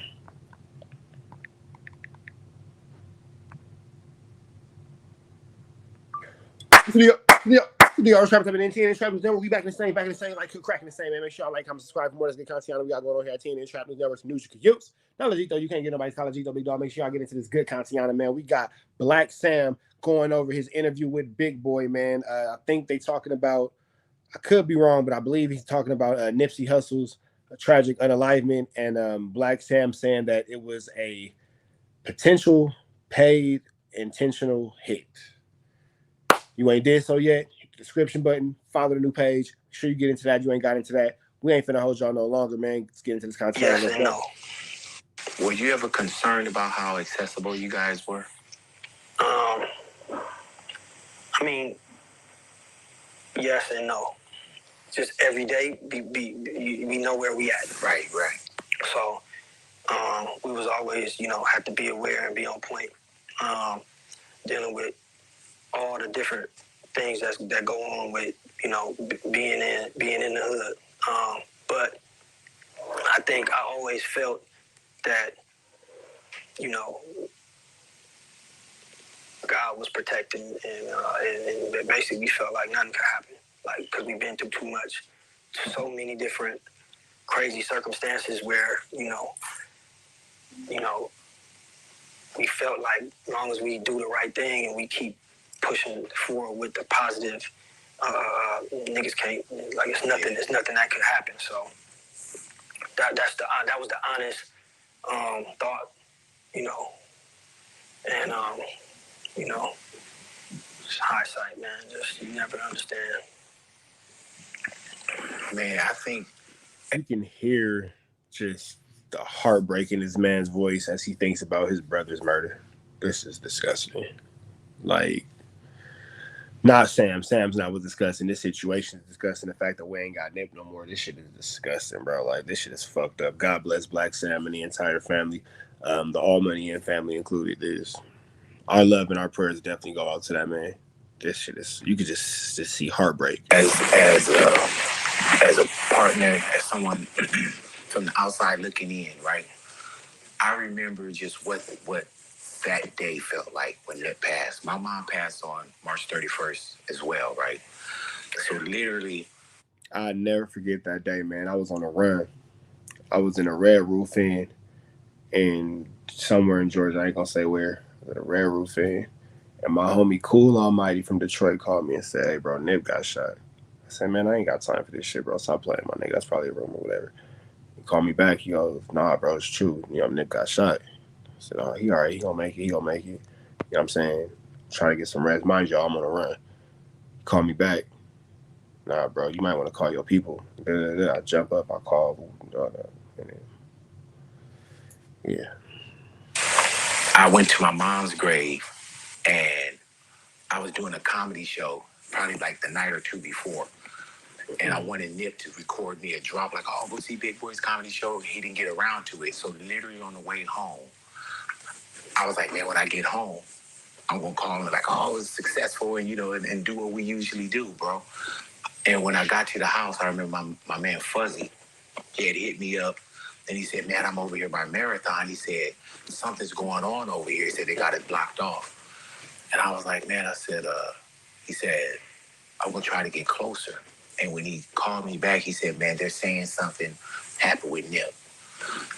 What was that day like for you, bro? And did you feel any premonitions before we lost Nip? 100%, man. I think, man, we just, it's my cousin's birthday, so the night, I want to say the night before, it took us to Wally's, Beverly Hills, me, Pops, and Adam, my cousin Adam, and just had a long talk with bro, you know, not to get into too much detail, but there was a lot of big politics getting into it with certain people. You know, Hustle had DJ Khaled in the hood. Not to be speaking too much on shit, but we came frontline like we always do. And Niggas wasn't happy that DJ Khaled was over there. You know, niggas gonna know we gonna crash out behind it. We not playing. Ain't nobody saying nothing to Khaled. Ain't nobody doing nothing to Khaled. And he's straight. And Hustle frontline that. And you know, we felt like certain people didn't like that. And did the video.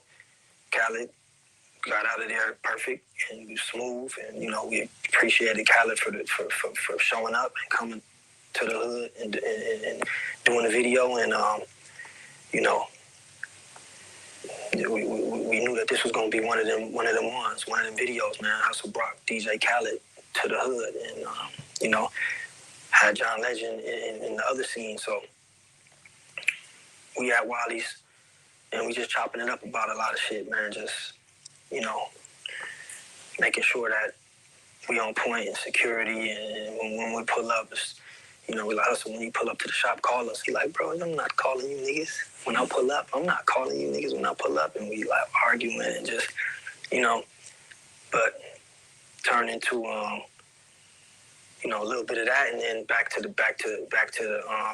you know, celebrating bro Adam's birthday, and Hustle got us the back room, and you know, family there chopping it, and just us four, and we stayed there forever, man. And when he walked out, we all walked out the back room of Wally's. I think Rivera, one of the guys that filmed the video, just happened to be there. And so he see us walking out, he's like, "Oh, Hustle, what's up?" And he's like, "Man, what's going on?" He's like, "Bro, they just sent me the first edit of the video." And so he pulled it up, and he like, "Man, look at this, bro. You look amazing, bro. You about to do movies after this. Look at this shot." And so Hustle seen it, and Hustle was smiling. Hustle was happy. He seen the shots of the video. He's like, man, he's telling him like, "Bro, ain't no more small time shit, man. After this, nigga, your shit going out the roof." And so, you know, we was all happy and shook hands with them, and then we left. And that was the last interaction, bro. And that was the night before? The night before, Saturday. And so Sunday, what was that morning like for you, Sam? Sunday, regular Sunday, man. I think we had spots in the hood. So one of the spots we had a little weed spots. It's 24-hour spot, and I think it was my boy who usually do one of the shifts. I had to cover one of the shifts, and so I was in it. I think I was in it all night, and I end up the morning shift came in. And I ended up leaving, and so my goal was to go to the house and sleep a couple hours, and then go back to the shop and close the shop up for the rest of the night. And so I'm at Granny's house, sleep on the floor, and the phone was just going crazy, man. It woke me up, and I picked the phone up, and I forget who called me, man. I just hear people screaming in the background, and they like, man, bro got shot. So I just immediately just run out the house, and jet out the door. My grandma was in the living room watching TV, so she seen me run out. Didn't close the door, just got in the car. My grandma's on 5th in Slauson, so the shop is maybe like 6 blocks away. So I just ran every light, every stop sign, and I get there, and man, it's just going crazy, man.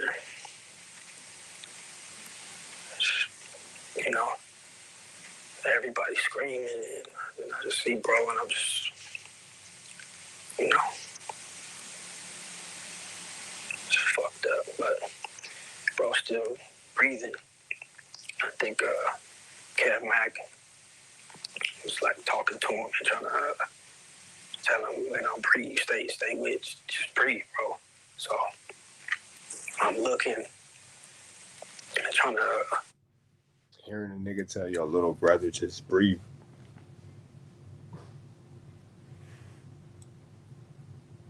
It's fucked up. It's fucked up.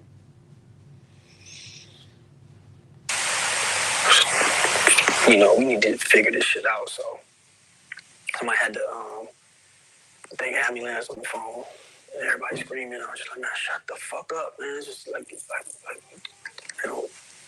take. What's up, Papa? Yeah, go ahead. Go ahead, Daddy. Phone. I'm trying to talk to the ambulance. They said they coming, and they telling me, I'm asking them like what do we need to be doing, and so they telling me to try to administer CPR on bro, and asking me is he breathing. I'm like, yeah, he's still breathing, And my nigga had to watch his fucking little brother die in his arms, bro. That shit is fucked up. Just try to do the best that we could, and finally, police came and ambulance came, and they took him. And so I'm just praying, I had faith that bro was gonna be all right, and then I had a lot of people shot in that parking lot, and I done drove multiple people to the hospital, and I'm like, man, if anybody make it, bro gonna make it for sure. And that was the ride to the hospital, man. Just praying, and I was confident bro was gonna be good, man. And just couldn't understand it, man. Just like the Twilight Zone after that. Everything I believed in, or my faith in, shattered. But did you get word like right then? Did you follow? What's up, Poppy? Can you help me, please? What you need help with? Ask your brothers to help you. You go get one of your big brothers. Followed the ambulance. Get word like right then? Did you follow? Yeah. Followed the ambulance, and they got out, and so I was trying to go to the doctors and ambulance. I think J-Rock, then one of the ambulance told J-Rock something, and he came to me. I'm like, no, I'm not trying to hear that, man. I'm trying to figure it out and go talk to them and then go to the doctors. And then my mom and family was there, and then everybody screaming, and just walked out. Just fucked up, but When you walked out, you knew then? yeah. Yep. Yep. You know, still can't understand it, honestly. Just it's Twilight Zone, man. Don't understand. Shook my whole belief in whatever I believed in. And, you know.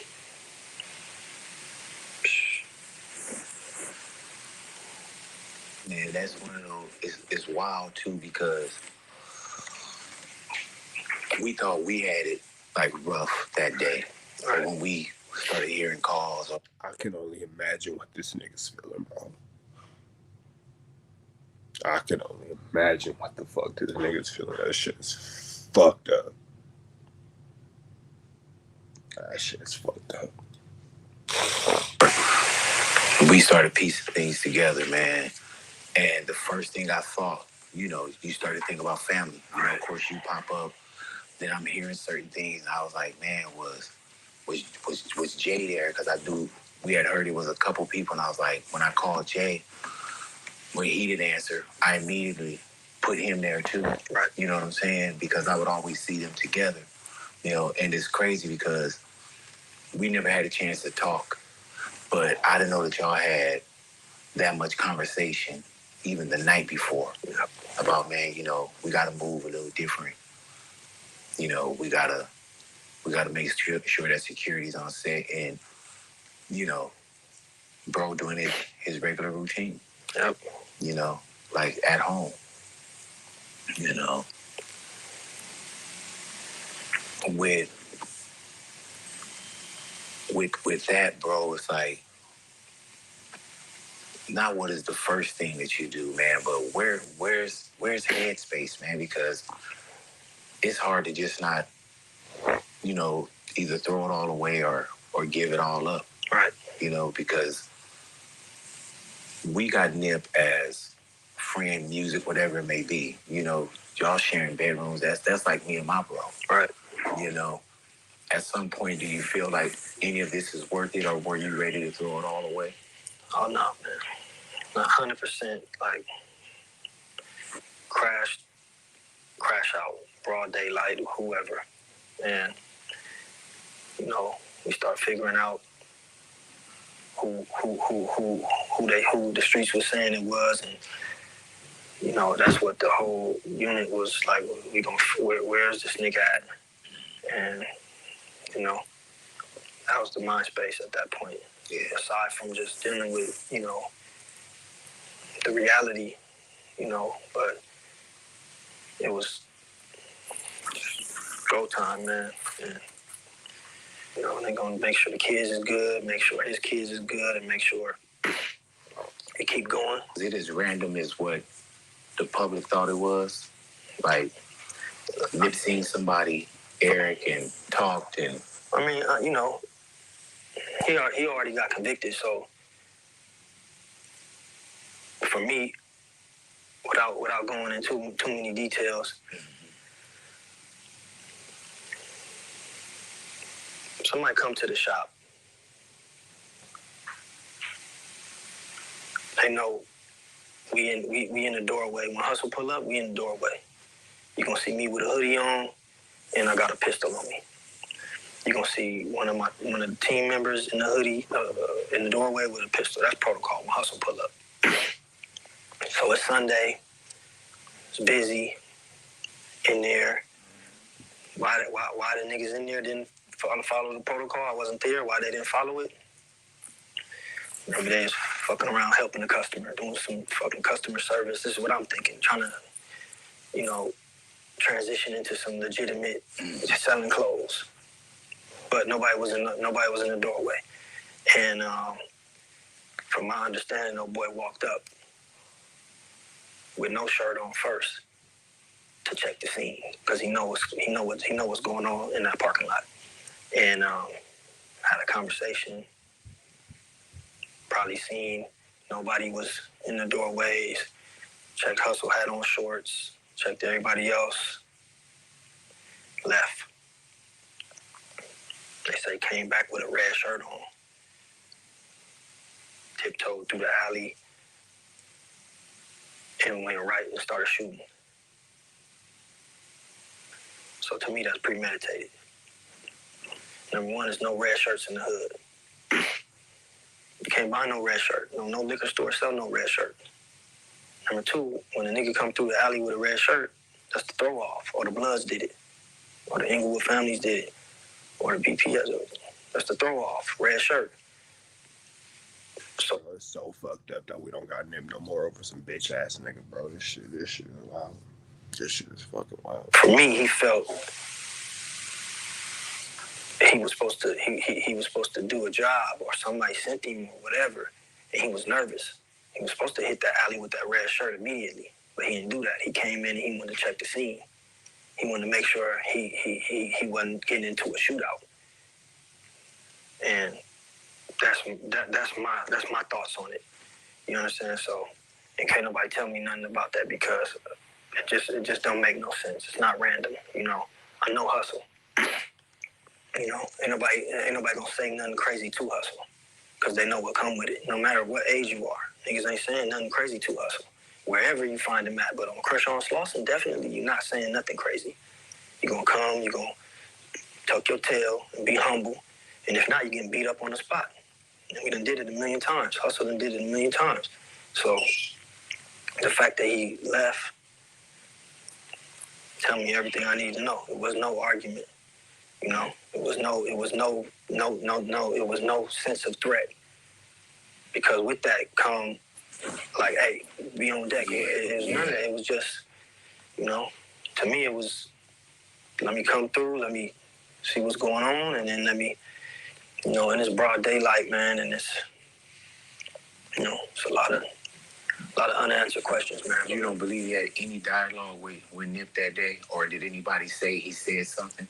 Yeah, no, they had dialogue, but it was in the mix of him coming up, talking to bro, and you know, whatever transpired, it wasn't an aggressive dialogue.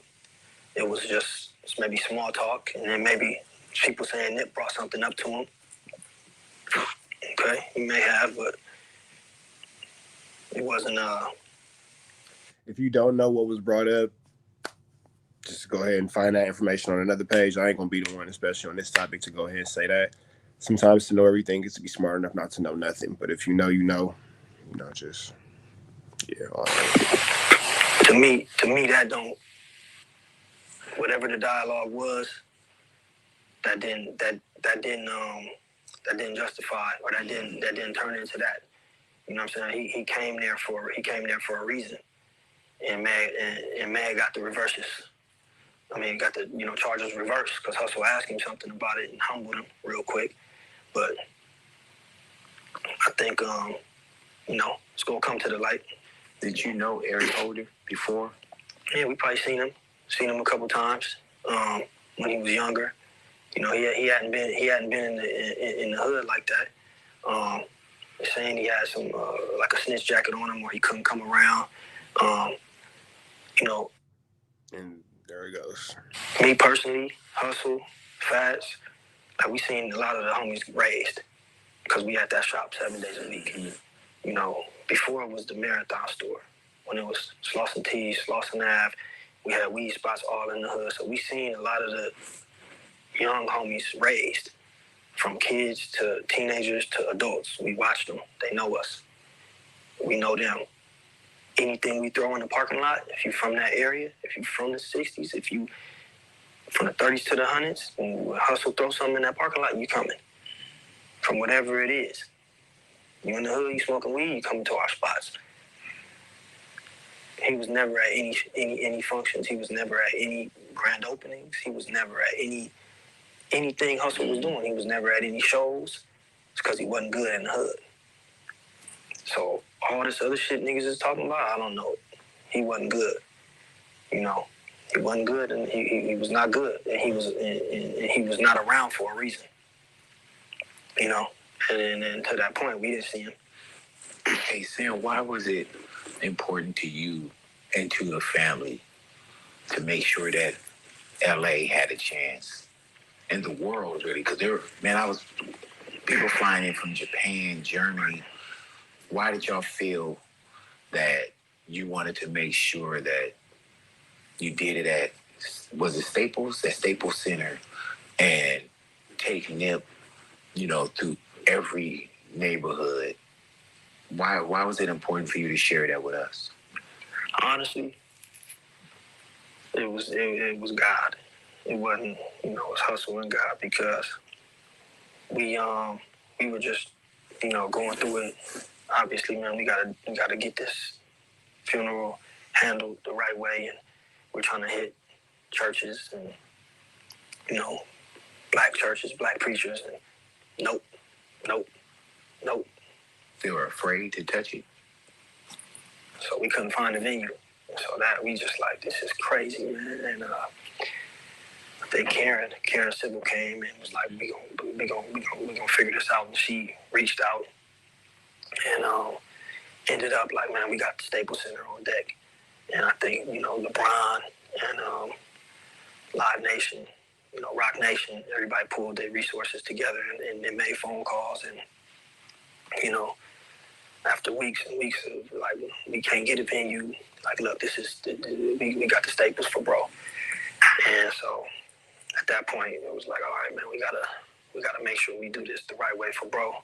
And just trying to plan it, and people came and supported and helped plan it and, make it happen. Definitely the family was appreciative of that. And just driving through the city, man, I think, I know how much, the city meant to bro, and how much bro meant to the city. And we like, man, we gonna drive through all of LA, through everybody hood in LA. And, so much, pushback, like, nah, we can't do that. Police, we're not giving y'all an escort. Fuck y'all, we don't need y'all escort, man. It's gonna be too many problems going through different people's neighborhoods. I'm like, man, we gonna go through every neighborhood in LA and nothing's gonna happen. Why? That nigga said, fuck a police escort. We gonna do this shit on our own. That's right. When the streets is behind you, you don't need the police. The police is only a danger to the community, more so in South Central, low key. It's more of a problem than it is to help anyway. We rather police our own and blah, blah, blah, blah, blah, blah. I'm sure you can say the same for the community in which you come from. The police ain't necessary for that. The streets got that situation taken care of, and it was a lot of love and a lot of respect given, and it went off without a problem. People gonna be out there salute, because and we did, bro. Yep. 100%. Did you feel like you were just on automatic, like you weren't in the moment? Did you just feel like you were just kind of floating through it? It was just, hardest time in my life, and for the family and everybody, man. But it's just, you gotta follow through, man, and send bro home the right way. And to this day, man, it still seemed like not real that bro was gone. But at that time, yeah, it was, hard, man. Jealousy and envy run deep as a motherfucker, boy. One thing I tell people, man, I've never done drugs in my life. I never thought about doing drugs, because I seen, I had uncles, and I always, drunk grandfather, always was like, man, I'll never be that, So I don't smoke, I'm anti. It's the only time in my life that I ever just thought about like doing drugs, because I can't deal with it. So I could go away. Yeah, it's something there's no way to handle it. So, didn't, but that was the only time in my mind. I'm like, okay, this is why niggas. This is when a nigga can't deal with this shit. Like, there's no way to fix this. This is the hopelessness. That's the feeling at that point. Is it kind of like the gift and the curse too, Sam, where you reminded all the time, and that's love. Right. But even when you go by and you see like a mural, you know, Right. There's no day where because it's gonna be on. There's nothing that he can do to escape his brother's death. It's literally everywhere. On you every day anyway. Yeah. But there's no day that it's not a video, a picture, a song on the radio, somebody rocking the merchandise, a mural, you know, that, not that becomes kind of normal to you, but how do you deal with that? One moment at a time? Yep. I think, you know, the murals, you know, I'm happy when I see bro on the murals, you know. You know, even shirts, man, I'm happy when I see, you know, bro, because I know his goal was to inspire and, you know,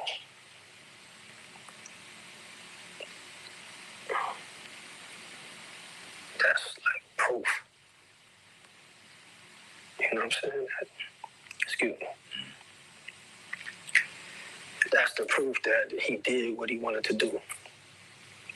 You know, I used to be like, man, we gotta get to the money and, you know, get this shit. And he like, yeah, we gonna get to the money, bro, but this shit bigger than that. So, I think, my bad, bro, I think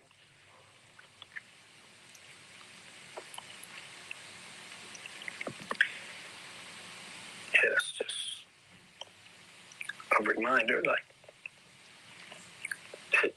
bro lived his purpose. So it's a good thing. So much love and blessings and just to Black Sam, bro. This nigga is, the hairs on my arm been standing up for the last 30 minutes watching this. His courage to share this story with us amidst this incredible heartbreak. God bless this man. God bless this man. Hard things probably is like people trying to take pictures, and that shit never easy. Because I don't, you know, I never been taking pictures. So when people, like, that's a hard thing for me. With you? Yeah. That's the hard thing. Because it's like, I know that's when it's like, okay, I know why. Like, man. But obviously you understand why, so they showing love to bro. So it's like, okay, come on. But that for me, that's the going through day, and then somebody, oh, bro, that just brings me back into the mode. Like, that for me, that'll never be. I'll never be able to deal with. I'll never get used to that. Yeah. When this says the marathon continues, that really means something. Either different today, or there's so much that's valid to those words, bro. Why is it important? And I mean, just the work that you guys been doing collectively with keeping the brands and ownership and taking care of the kids and the family, you know, with the marathon continues, why is that so important to you, Sam?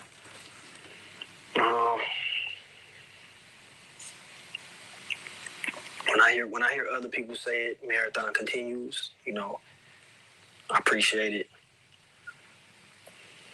You know, for me, I can't say the marathon continues. Just for me, I can't, because bro not here. So it's hard for me to say, but when I hear other people say it, I like it, and you know, it'll never be the same without bro here. But like you said, man, us trying to just continue things that he started and wanted to accomplish. I think it's our duty, man. Get this documentary out, get it done correctly. You know, obviously his kids, my niece and nephew, you know, make sure they understand who their dad fully was and what he did, and also, you know, fruits of his labor and making sure that they have, I think is the mission. You know, make sure that they got everything that they need, and you know.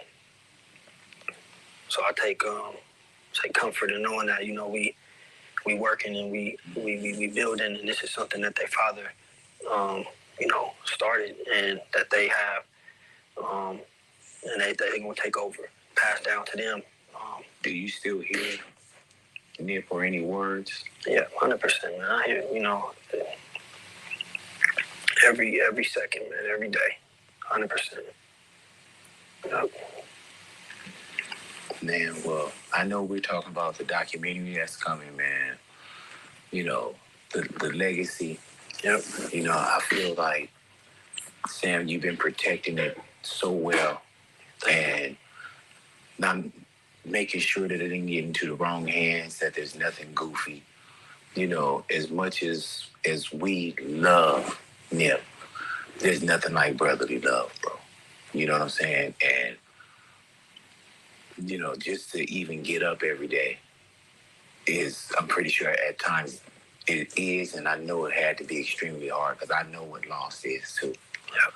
And man, like, bro, I really thank you for sitting down with us, man. Come on, thank you. You know, and I know, like I said, when we first started off, this is something that you do. Right. And it took me some time to even want to, like, man, not even, oh, I need the interview, I need to sit down.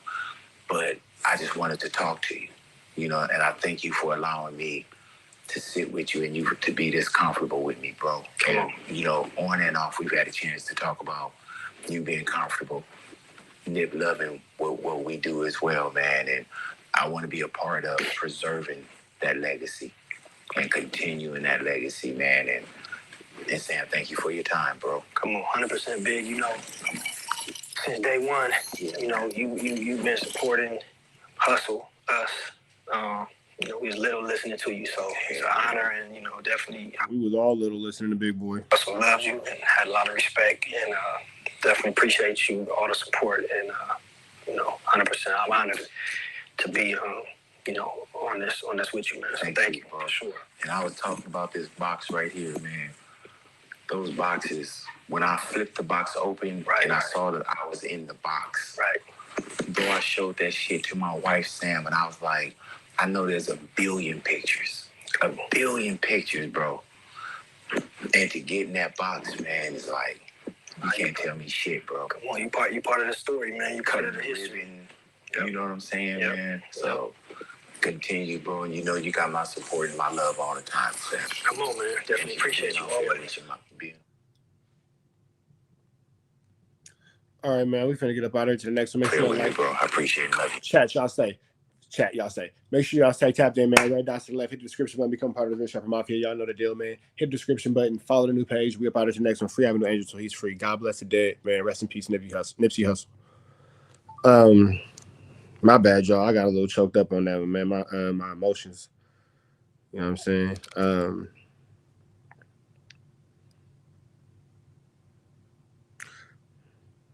My emotion, man.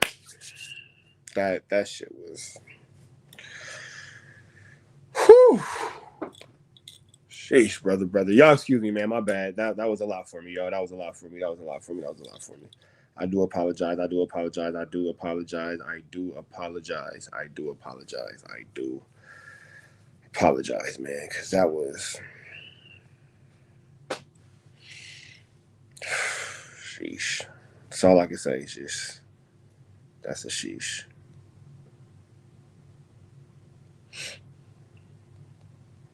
Let me see.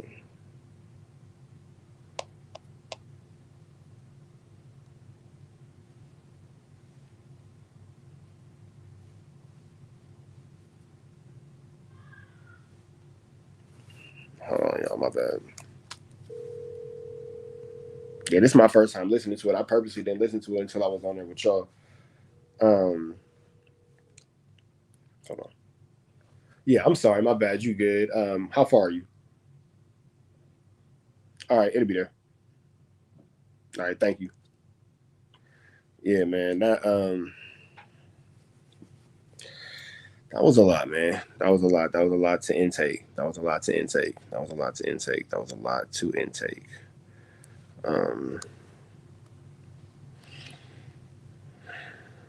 Yeah, man. I'm about to. Let me go take a second to get my shit together, man. In the meantime, I'm about to let y'all hear Paperboy news. I'm gonna take a second to go get my shit together real quick. Give me a second, y'all. What it do, YouTube? What it do? First of all, shout out to Big Boy. I never knew he had a podcast. That guy is legendary out here. We grew up listening to Power 106. I still remember when they had rap battles on the phone. They would play the Whoa instrumental by Black Rob. Everybody called in and started freestyling to the beat. But anyways, Big Boy interviewed Black Sam. This was the first time Black Sam really addressed the troubles that Nipsey faced. He said Nipsey was getting politicked on by different members from the hood. There was many different incidents, but one in particular was when Nipsey brought DJ Khaled to the hood. Nipsey gave Khaled his blessings. He promised them that nothing will happen to him. Black Sam said they was down to crash out behind that because they gave that man their word. This man is putting his life in your hands, so they was gonna make sure that he was straight. But Black Sam said certain individuals didn't like that. I guess certain people felt like he shouldn't have brought DJ Khaled to the hood. Not to get into too much detail, but there was a lot of big politics getting into it with certain people. You know, Hustle had DJ Khaled in the hood. You gonna crash out behind it. Ain't nobody saying nothing to Khaled. Ain't nobody doing nothing to Khaled. And Hustle frontline that. And, you know, we felt like certain people didn't like that. Black Sam received a phone call that his brother got shot. He was only 6 blocks away from the Marathon store. That's when he jumped in his car and ran every red light. When he got there, his brother was still breathing. Cowboy was holding Nipsey's head up, telling him to breathe. Black Sam did everything he can to save his brother's life. He even performed CPR on his brother. But everything they did, it seems like it just wasn't working. Ambulance finally got there and took Nipsey away. Black Sam said a lot of people got clapped up in that parking lot before. Some of them lived, but many did not. And sadly, his brother was one of the many that did not. Black Sam feels like somebody set his brother up. How did Eric Holder know what time Nipsey would be up there at the store? Black Sam confirmed that Eric Holder was no good. He had a bad jacket on his name. There's a reason why he was never around. If I remember correctly, he was living low-key in Long Beach. Black Sam feels like Eric Holder was just a hitman. Somebody sent him over there to murk his brother. I can tell that he has a pretty good idea on who the person is, but he's just not 1,000% sure about it. Hopefully Eric Holder will explain what really transpired behind that. If you from the 60s, if you from the 30s to the 100s, and Hustle throw something in that parking lot, you coming. He was never at any functions. He was never at any grand openings. He was never at any shows. It's because he wasn't good in the hood. He wasn't good. He wasn't good, and he was not good. And he was not around for a reason. Man, that's heavy, man. That's heavy. Long Beach finest, LBC finest 2-3 said, "I need that fade, Rich Trapper. I'll beat your ass." That's my legitimate response to that. I'll beat your ass. Man, God bless Black Sam. To just that, I could just, the heartbreak, the pain in that man's voice is. That shit is heavy, bro. That shit is heavy. There was one more thing I wanted to play for y'all real quick. Give me a second, because I gotta go through my 1-2 steps like Sierra, man. We still gotta go over Young Miami talking about Diddy. But they say that shit is 33 minutes and nothing. Like, I'm looking at the comments right now. They say that shit is 33 minutes and nothing. You feel me? Yeah, Jason, for show condolences, big dog. For show condolences. Black churches, what the fuck is up with y'all? I asked y'all yesterday if y'all cared about that Young Miami shit. Y'all said no, but man, we got it. It's news, bro. It's news. It's news you can use. Knowledgeito, you can't get in collegeito.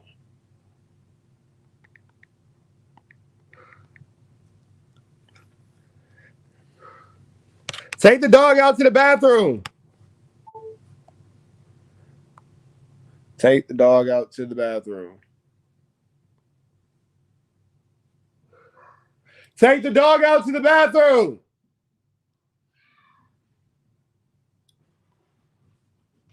Let me see.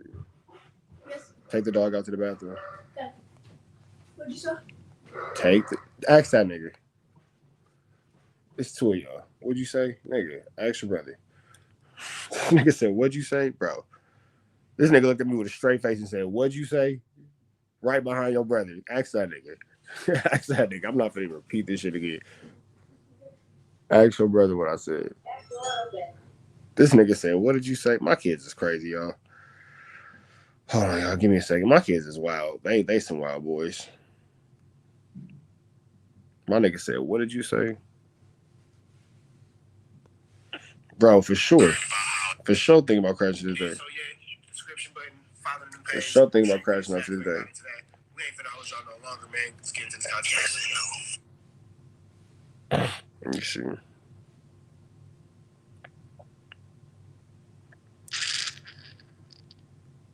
Could be wrong, but button, follow the new page. Sure you get into that. You ain't got into that. We ain't finna hold y'all no longer, man. Let's get into this content. Boom, here we go. I'm concerned about how accessible you guys were. I mean, yes. Let me see.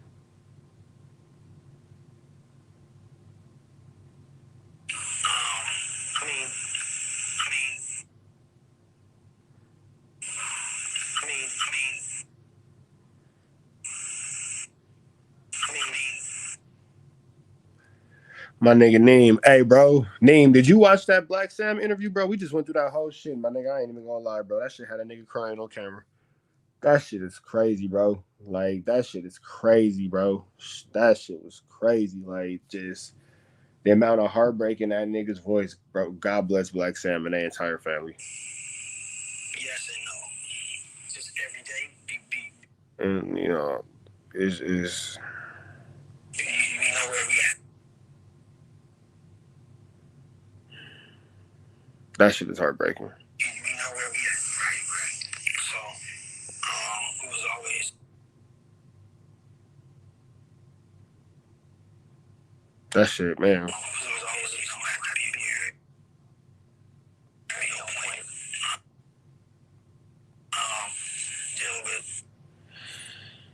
And I mean, like, you know, I'm not gonna say we wasn't best friends. Like, I'm not, you know, going to kids' birthday parties and all that kind of stuff. But you know, I've known Nip since we were in elementary school. We went to the same elementary school, and then just seeing, you know, growing up and crossing paths and all that kind of stuff, and blah blah blah.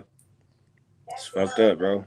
It's fucked up to see somebody who was such a pillar in our community and everything we had going on be taken out so just cowardly. You feel me? That shit was crazy, bro. Anyway, see what this fucking Young Miami shit talking about. How you spell Carisha? Here we go. All right. Hey y'all, what's up? So we back with season 2 of Carisha, please. She has great tits. I'm not gonna lie. Young Miami has great tits. But this episode is a special edition, and I told myself that I wasn't gonna be strategic or try to find the right words to say, that I wanted to tell my truth, my story on my platform where I feel safe, and I'm ready to get into all the smoke. Clock that T. Shout out to JT as well. I have the one and only, my best friend, Saucy. Long live Hustle, man, for sure.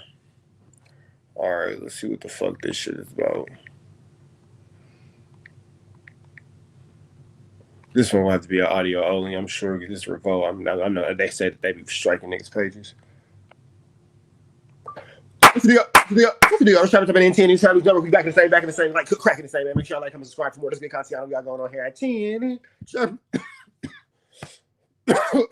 News Network, excuse me. News Reviews. No, the G's, though, you can't get nobody's college G's, big dog. We're not going to hold y'all too long. Make sure you hit the description button, hit that new page. Make sure you follow that new page, man. We need 10 more subscribers before we get to 1,000. We need 300 more watch hours before we get to 4,000, and we back to monetization. Fastest growing platform in LA. Y'all know the deal, man. TNN Trap News Network. They tried to bend us, but they couldn't break us. They tried to but they couldn't shake us, man. We back to the monetization. And y'all know once we get this monetization back up and going, we back to giving away that good Chiliana. So make sure you hit the description button. Follow the new page, man. Hardest working YouTuber in these YouTube streets. Hater can't break me. A hater can't shake me. A pitch ass nigga can't make me. Let's get into this content. Without no further ado, Jones, man. We got Young Miami and her relationship with Diddy. JT Fallout reclaiming her voice on Carisha, please. Let's go. Santana, I'm here. We get to all things Carisha. I want to pause over this whole video because I can't say pause or no Diddy. This entire video is gonna be pausing all the time. Overall, no Diddy over this whole video. Just no Diddy over the whole video. You feel me? This episode, Carisha speaks. Ooh. Because I feel like you don't talk much. I feel like you let a lot of stuff just, get it all out. Everything off your chest. You don't need an intro, like everybody wants to know. And just what I feel like everybody wants to know just these days, how are you? Just in general with the place. Don't care about that. You trying to get to the topics. Something where there's a breakup. Trying to go through the topics. And I'm sad. Yeah, I'm fast forwarding. We're trying to get to the topics. I'm looking at my kids and I'm like, and then, like, everybody go through this in their career and in life. I feel like in life, everybody go through something, whether it's a breakup, a divorce, a death, just like whatever it is. And I feel like, let it out. This is a safe space. This is your space to be vulnerable and just really, let out how you feel.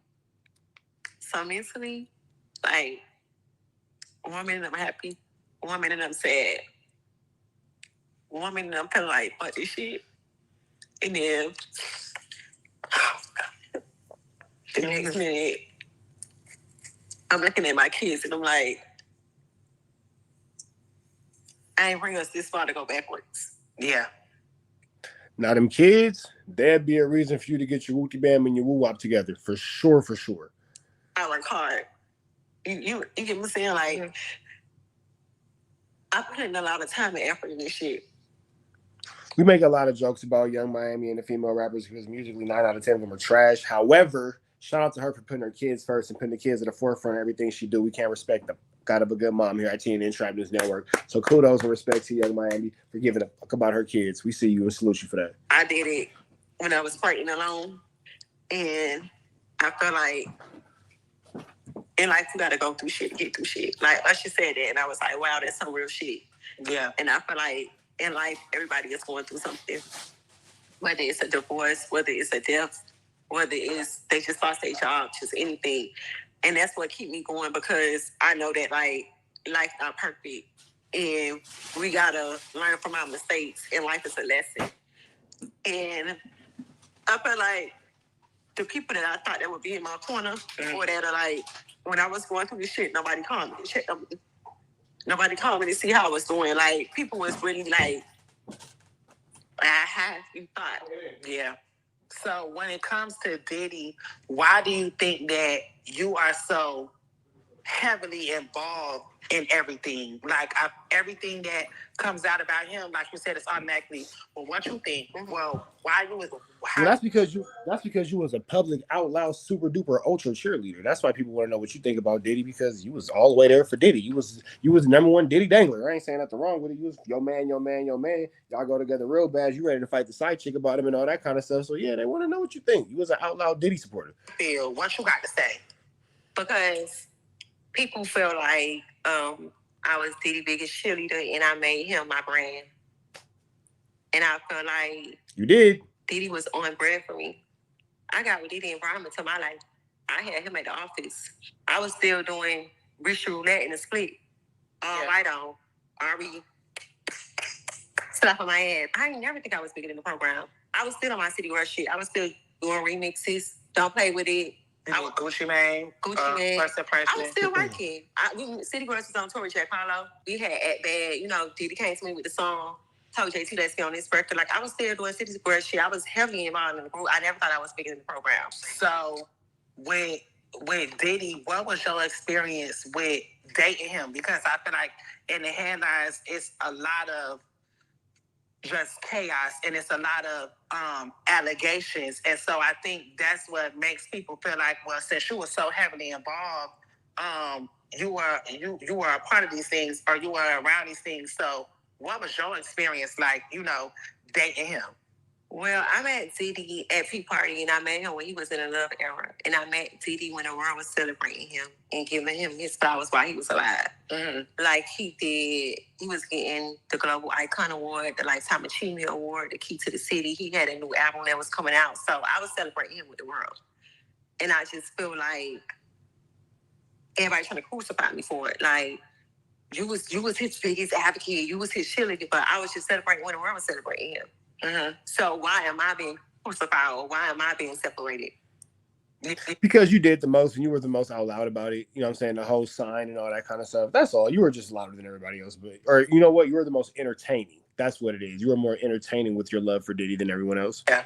When I was dating him, it was love. The frequency is how we used to laugh. That's like, you know what I'm saying? It's always, what's up, queen? Yes. So I just felt like I met him like in a whole new era and that wasn't my experience. Mm-hmm. Like, when I met him, it was just like, I told y'all on season 1, I even asked him, like, why you fucking with me? Why you fucking with a city girl? Yeah. Why you coming into my world? Because I'm on some whole other shit. Like, you know my lyrics and stuff. Yeah. And it's just like, when I got with him, he was just a man. Like, it was more of like, okay, we ain't gonna do that. We gonna sit, we gonna communicate, we gonna get solutions. What's going on? Like, we ain't even going that route. So that was my experience with him. So a lot of the things that people really like say about him, you didn't experience that as in dating. That's not something that you saw. So is that the reason why you never said anything? Is that the reason why when all of these allegations and lawsuits came apart, like, why didn't you speak? Because I can't speak on something that wasn't my experience. And I can't speak on something that I don't know. I can't speak on these allegations because I wasn't around at the time. I don't know that person, and that wasn't my experience. So with you being, I feel like, a survivor of domestic violence. So y'all see what they're doing here? They are making sure that Carisha appears to be a certain. That's PR right there. What y'all are witnessing right now is PR. Because not to sound like that, and God bless any woman who's ever gone through domestic violence. God bless any man who goes through domestic violence. That don't got nothing to do with what the hell you talking about outside of making sure that everybody understands the point that she's not on Diddy's side. She's a survivor of domestic violence. She stands with all women, maybe not Cassie specifically, but she stands with all women and blah, blah, blah, rather than looking like she's a Diddy fan and all that in the midst of all Diddy's craziness that he has going on. This is what you call PR, making sure that she looks like she's the victim, make sure she looks like she's, on the right side of the fence, so to speak, because again, this is just, let's keep going. He never hit you in a relationship. He was never violent. It was that something that you had to tolerate, or that wasn't a part of, because I feel like that's the biggest thing to him right now is, what he going through in these lawsuits. And field goal punted Cassie for sure. We saw that. That video that came out. Or field goal kick Cassie. We saw that. He already said hike. Sent Cassie. That's crazy. And it's like, I feel like a lot of people are wondering, was that your experience? And I know personally that you've been through domestic violence before, and I don't think that's something that, I know that's something that you've grown from and that you don't tolerate. I've been through domestic violence in 2 relationships. And I told myself, after the second relationship, I would never put myself in that situation again. Especially now being that I'm a mom. I was a mother then, but I have a daughter. Like, I would never put myself in that position. I don't stand for domestic violence. I'm just not going for that. So do you feel like when dating Diddy, like, was it a business relationship? Do you feel like it was beneficial for you? I feel like it was beneficial for both of us. Mm-hmm. I think that, I was able to come and be a brand ambassador for DeLeon and take it to a whole nother level, because I feel like, I won't say nobody wasn't drinking DeLeon, but... Nobody wasn't drinking DeLeon. But when I came, it was just like, it's a city or a summer, we drink DeLeon, we acting bad, so I felt like I was an asset. I honestly just feel like with Diddy, like, you know, I met him at a P party, and I don't know what his intentions was, but I don't know if it was like business or he really liked me, but I felt like, you know, when he got me, he really saw something in me, and that's why he was like, you know what, you got a big personality, like you should do a podcast, like you know how to engage in conversations, like you know how to ask good questions. So I felt like, you know, I came into his world and I was able to like turn everything he had going on up a notch. Like, you know, he had Deleon. I was able to have the whole world drinking Deleon, putting in his songs. Like, I made it popular, you know? Yeah. And then with Revolt, I was able to... Free brand ambassadorship. Got it. I'm going to make it the #1 podcast on Revolt. Yeah. So I felt like...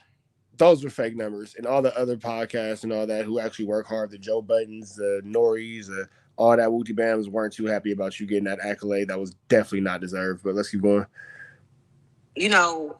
And then with him, it was like he was able to, you know, take my career to the next level. I did the Met Gala. I got ready with Vogue. Like I wasn't going into the relationship thinking like I want to get a purse.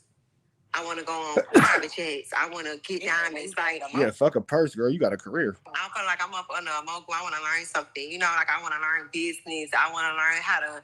Okay, you got a network. How can I get a network? Or you know, you had a Sean John. How can I make Carisha Please the next Sean John? So I went into that relationship like on a like more of like I want to become a mogul and I want to learn up under. You know, most people just want to get their body done. You want to get a trip. You want to just do that video. I wasn't one of them. And I all right, that's all. I'm gonna give you all that. I feel like I'm losing brain cells. Red dots to the left. Y'all know the rest, man. It's Free Avenue Angel, so he's free. Make sure you have the description. Follow that new page. Free Avenue Angel, so he's free though. We gone. All right, chat. We up out of here, man. We gave y'all 3 hours strong. It is good Kantiana. 3 hours strong, 3 hours strong, 3 hours strong, man. Make sure y'all hit that like, make sure y'all hit that comment, make sure y'all subscribe. Make sure y'all tap in with that link, man. Hit that cash shopping team. Make sure y'all tap in with the new page. And y'all know, man, we up out of here to the next one. It's Free Avenue Angel, so he's free. We go.